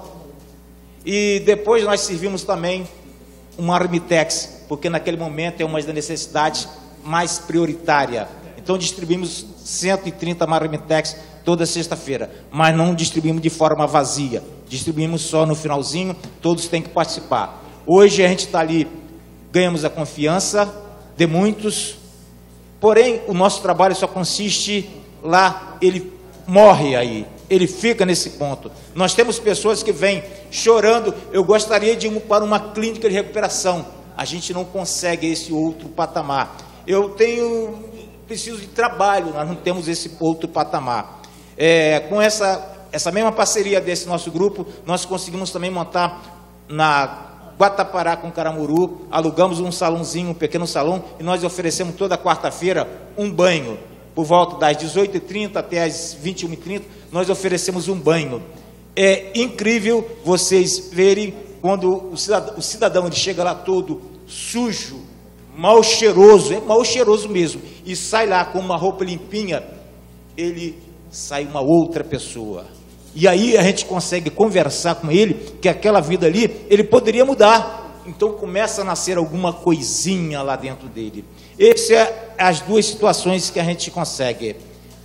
Damos roupa usada, fazemos campanha de distribuição de cobertor, só que nós paramos por aí.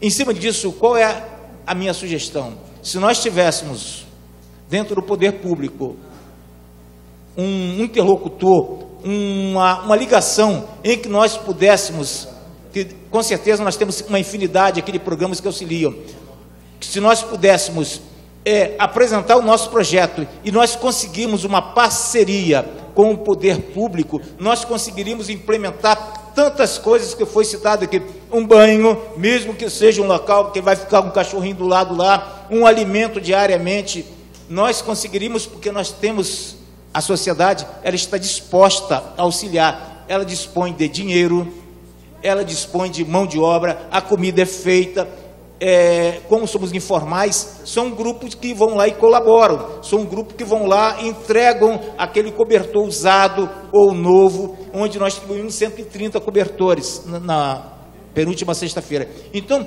porém, nós somos limitados, Quantas pessoas chegam lá, eu quero ir para a clínica, como que eu faço? Ele não consegue esperar daqui a 1 mês, 2 meses para ir. Então, é a situação. A minha sugestão, se nós tivéssemos um interlocutor, um canal aí, um intermediário com o poder público, onde nós pudéssemos apresentar o projeto. O que você oferece? Eu ofereço isso. O que eu preciso? Se tivéssemos uma casa para oferecer um banho, nós não precisaríamos estar pagando R$350 no salãozinho e sobraria para comprar algumas toalhas. Obrigada, Zéias. A proposta é essa mesmo, a gente conseguir ter essa interlocução entre todos os serviços, porque os usuários são os mesmos, né? Com certeza o programa A, a igreja B, a igreja C, trabalha com o mesmo morador de rua, né? Então a proposta é ter essa interlocução, essa interligação entre todos. Pastora Máurea. Boa tarde. Eu quero me apresentar, acho que ninguém me conhece aqui ainda, porque eu voltei para Ribeirão Preto em janeiro desse ano. Nós moramos por 15 anos lá, mas eu já trabalhava com morador de rua, com HIV, com dependente químico, desde há 20 anos, quando eu morava aqui, eu e meu marido. E hoje meu marido coordena a comunidade terapêutica Viver, e nós temos um trabalho na rua, um trabalho com os moradores de rua no CPC e na favela do Rio Pardo. Na comunidade que a gente faz parte, na verdade, a gente trabalha com algo que eu acho muito importante, que eu acho que tem que ser um alvo também das nossas conversas, que é a prevenção, é evitar as crianças, os adolescentes de entrarem nesse lugar, nesse mundo. Um dos trabalhos que a gente faz lá no Rio Pardo, na favela do Rio Pardo, a gente faz no sábado à tarde um trabalho com as crianças, e na quarta-feira à noite a gente está indo, levando um data show, levando alguma coisa de alimento para eles, mas trabalhando com as crianças, trabalhando com as famílias, por estar trabalhando nessa área da questão da dependência química já há muito tempo, meu marido consegue entrar até dentro das bocas, ele tem o respeito dos traficantes ali, a gente vai à noite lá sem problema nenhum, eles já tomam conta, né, vamos dizer assim, da situação, mas a gente consegue chegar bem perto da realidade de cada um deles, e há realmente uma necessidade muito grande de que haja uma mudança não paliativa só, mas algo que realmente vá transformar a vida dessas pessoas. A gente tem a facilidade hoje de ter a clínica de dependentes, que nos ajuda a poder encaminhar essas pessoas. E a gente, às vezes, não tem vaga na nossa, a gente direciona através do cartão Recomeço para outras instituições também, porque não é trazer para nós, é restauração o alvo, né? E esse trabalho com as crianças e com os adolescentes é para evitar que eles cheguem a esse lugar, né? Acho que foi o presidente que falou exatamente sobre isso. Você tem que impedir que chegue a esse ponto. Existe o público de hoje, mas existe o público de amanhã, que se não acontecer alguma coisa, né? Às vezes a gente tem que trabalhar essa área, mas tem que trabalhar também na questão de não permitir que as crianças, que elas tenham outra esperança, que o traficante, que o bandido não seja o alvo dela, não seja a saída dela para se dar bem na vida, ganhar dinheiro através do tráfico, ganhar dinheiro sendo um aviãozinho. E essas possibilidades tem que ser feito um trabalho muito forte nessa área para ajudar nessa questão, né? E o trabalho que a gente faz no CPC ali, até ouvindo Oséias falar aqui, a necessidade dessa reunião aqui, o tanto que ajuda, é que às vezes a gente está chovendo no mesmo lugar, né? Fazendo a mesma coisa para as mesmas pessoas no mesmo dia. A gente teve sexta-feira passada, a gente tem um trabalho que chama Sentados à Mesa do Rei, que a gente leva a mesinha mesmo, coloca a mesa, leva som, data show, coloca música e traz, óbvio, uma mensagem, leva pessoas que são recuperadas, dando testemunho que é possível sair, possível mudar de vida, gente que já morou na rua, que hoje está trabalhando para restaurar pessoas. Mas às vezes a gente vai no mesmo dia, já teve várias vezes, às vezes você chega, né, e fala assim, eu acabei de comer, tomar uma sopa aqui, vieram com uma perua aqui, deram um alimento para nós. Então, essa integração, alguém que faça essa integração, até mesmo, olha, não tem clínica. Não, a gente tem uma forma de encaminhar, né, através da prefeitura, existe esse trabalho do cartão Recomeço, e hoje não está difícil internar, não está difícil conseguir essa internação. Então, parabéns aí pela iniciativa de trazer esse trabalho, essa discussão, né, e que a gente possa realmente unir forças para a gente trabalhar de uma forma que haja um resultado melhor do que a gente está vendo hoje, né, em relação a essas pessoas, porque a gente, apesar de tanta gente trabalhando, a gente não vê melhorar. A gente está vendo cada vez mais pessoas envolvidas nessa questão das drogas, cada vez mais no CPC, a gente vê muita gente lá que não é usuário de droga. Como a gente sente, porque quando a gente leva as mesinhas, eu sento com as mulheres, converso com as mulheres, os homens com os homens, eu me sento na mesa, converso com as pessoas, escuto a história de vida delas, e você tem muitas, principalmente mulheres, que estão ali porque estão apaixonadas por alguém que está ali. Né? E ela não é nem usuária de droga, mas ela não consegue sair dali por causa do vínculo afetivo que ela tem com alguém que está ali se arrebentando. E ela acaba indo para lá. Mulheres que moram lá, que são viúvas, que quando o marido morreu, elas ficaram sem recurso nenhum, porque o marido não era aposentado, ou dependia de um benefício que não dá continuidade, um LOAS, aqueles benefícios que ela não consegue ser herdeira, e aí ela não tem como pagar um aluguel, ela não tem como viver, e ela vai para a rua, ela não é usuária de droga.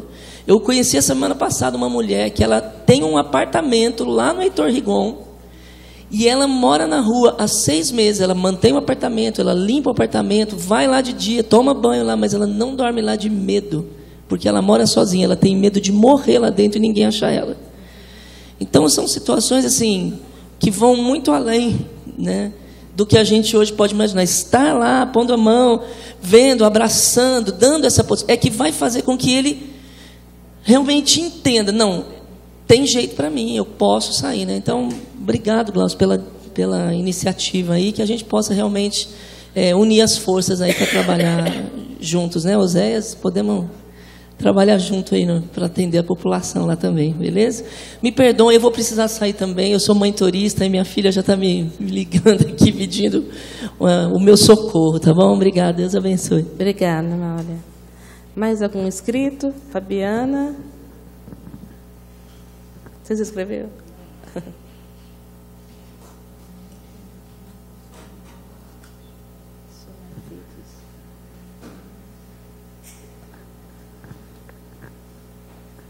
Boa tarde, meu nome é Fabiana, eu sou assistente social da casa Solar Feeds. A casa Solar Feeds é uma casa que está há 3 anos aqui em Ribeirão Preto. Eu vou contar rapidinho um pouquinho por que ela surgiu, tá? É do trabalho da Igreja Cristã da Zona Sul. Há 10 anos a gente realiza esse trabalho, toda quarta-feira atendendo pessoas em situação de rua, onde eles vão, tomam banho, trocam roupa e tem a palavra. Então, através de lá a gente percebia, a gente acolhia e encaminhava essas pessoas para comunidades terapêuticas. E no retorno dessas pessoas, alguém comentou aqui que eu não sei quem, elas acabavam de novo retornando para as ruas, né? E aí o Solar surgiu por conta disso daí, porque atualmente a gente acolhe pessoas que vieram das comunidades terapêuticas e a gente dá essa sequência nesse acompanhamento delas, e também a gente, na triagem, a gente realiza essa abordagem às pessoas que o uso vem a ser mínimo, porque elas são acolhidas nessa entidade, elas ficam lá 6 meses e a gente trabalha a questão da recolocação profissional delas.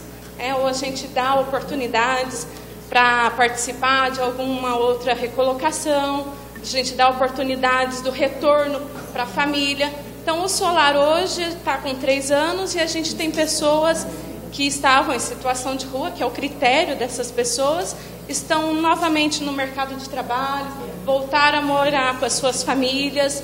E, assim, a construção é grande, o desafio é muito grande, né? Principalmente nessa questão da colocação no mercado de trabalho. As parcerias, a gente tem algumas parcerias com algumas empresas, mas acaba sendo poucas. Então, a luta é muito grande, mas assim, a conquista está sendo excelente, a gente está tendo retornos, né? E acho que estamos aí realmente para formar essa parceria. Hoje a gente também, acho que é bom a gente comentar que através do programa do Cartão Recomeço, a gente está conseguindo muito nessa abordagem. Então, hoje, os meninos que vão lá e têm esse desejo de ir para uma comunidade terapêutica, a gente está tendo facilidades. Então, o atendimento da UPA, a gente está conseguindo bastante facilidades. Eu faço um encaminhamento, eles são atendidos, de lá eles vão para o outro segmento e isso está facilitando muito. Então, é isso. Convido a todos, se quiserem conhecer o Solar, a gente está lá aberto. Fala o endereço. Endereço. Hoje nós estamos na General Câmara 852, no Ipiranga. Nós começamos no Parque São Sebastião e mudamos para o Ipiranga. Nós atendemos somente 12 pessoas e só do sexo masculino. Obrigada. Muito bom o trabalho do Solar Fides. Quem conhece fica realmente impressionado, né, com a dignidade com que são atendidos ali, a excelência do trabalho e infelizmente o poder público não contribui com nada, né? É um trabalho totalmente subsidiado pela sociedade civil. Marcelo.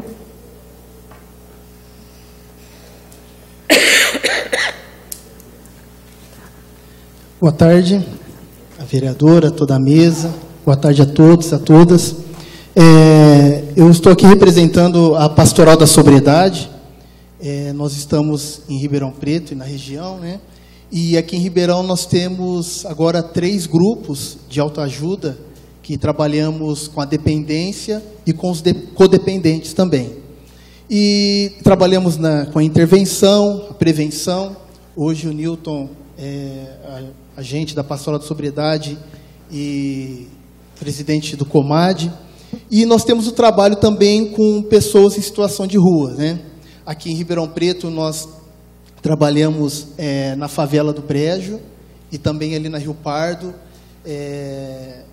levando não apenas a comida, né, o alimento, mas também a palavra de Deus, o alimento espiritual, procurando o resgate daquelas pessoas, trazer de volta a vida, trazer de volta as suas famílias e até mesmo com encaminhamentos. A princípio, quando nós intervimos com essas pessoas, nós temos levado para 2 casas de oração aqui na região, né? A comunidade missionária Divina Misericórdia, do Capitão Ferreira, eu acho que alguns conhecem aqui em Batatais, e também numa casa de oração que tem em Cravinhos, né?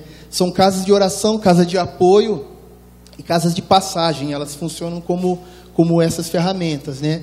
E nessas casas são encaminhados para as comunidades terapêuticas e também para clínicas.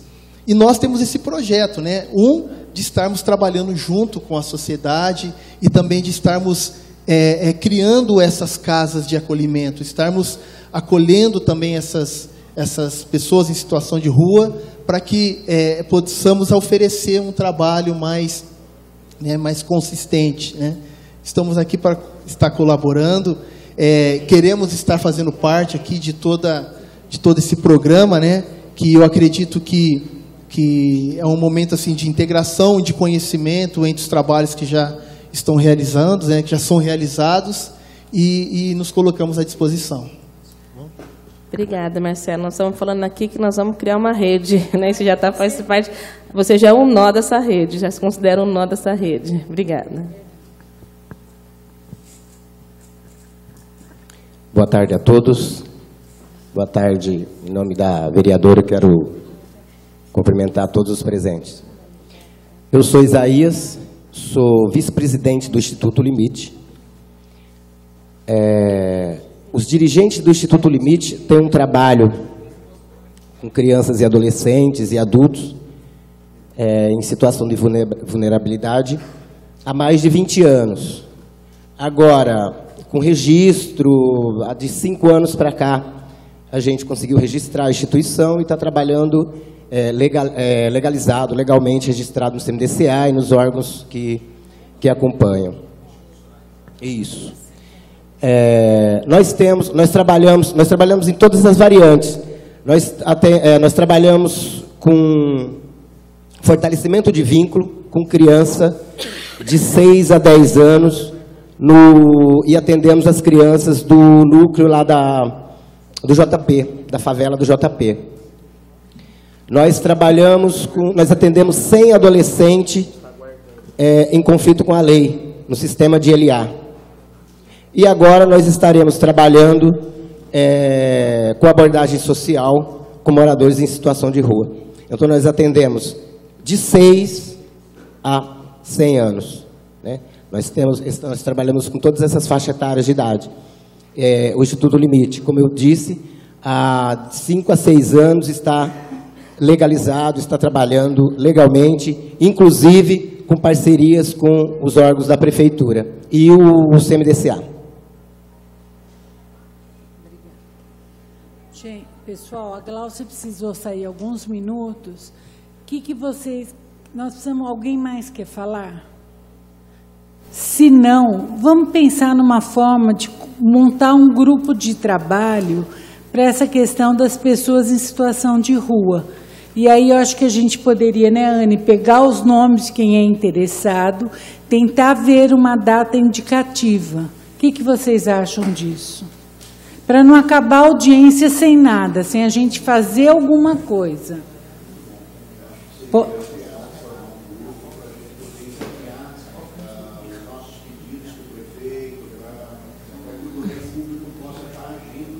Uhum.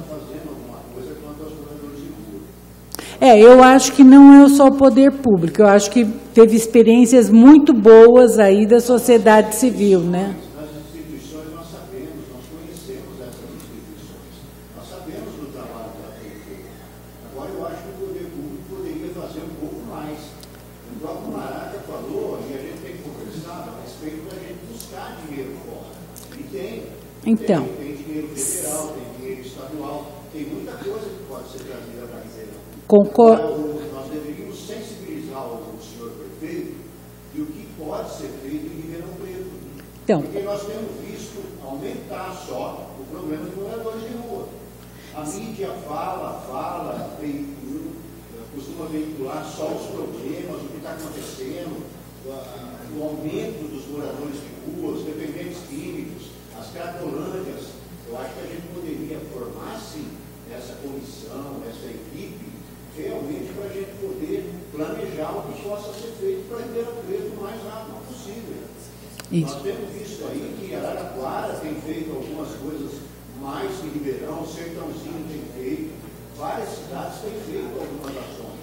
Agora, Ribeirão, a gente está aí capengando, está aí, né, terceirizando a abordagem com 430 funcionários da assistência social, terceirizando o trabalho para outra instituição fazer a abordagem dos moradores de rua. Teria que se montar mais equipes, que nem o nosso companheiro ali falou. Então, senhor Damasceno, nós podemos ter 10 equipes. Eu acho que o senhor está contribuindo bastante, mas vamos montar o grupo de trabalho? Isso seria muito saudável. Vamos montar, gente? Quem tem interesse em participar? Quer levantar, falar o nome? Como que nós vamos fazer isso? Passo uma lista para a Anne, e aí, assim, a primeira reunião, vamos pedir para a vereadora Glaucia chamar essa reunião, aí quem vier a gente determina os outros dias, horário, pode ser dessa forma?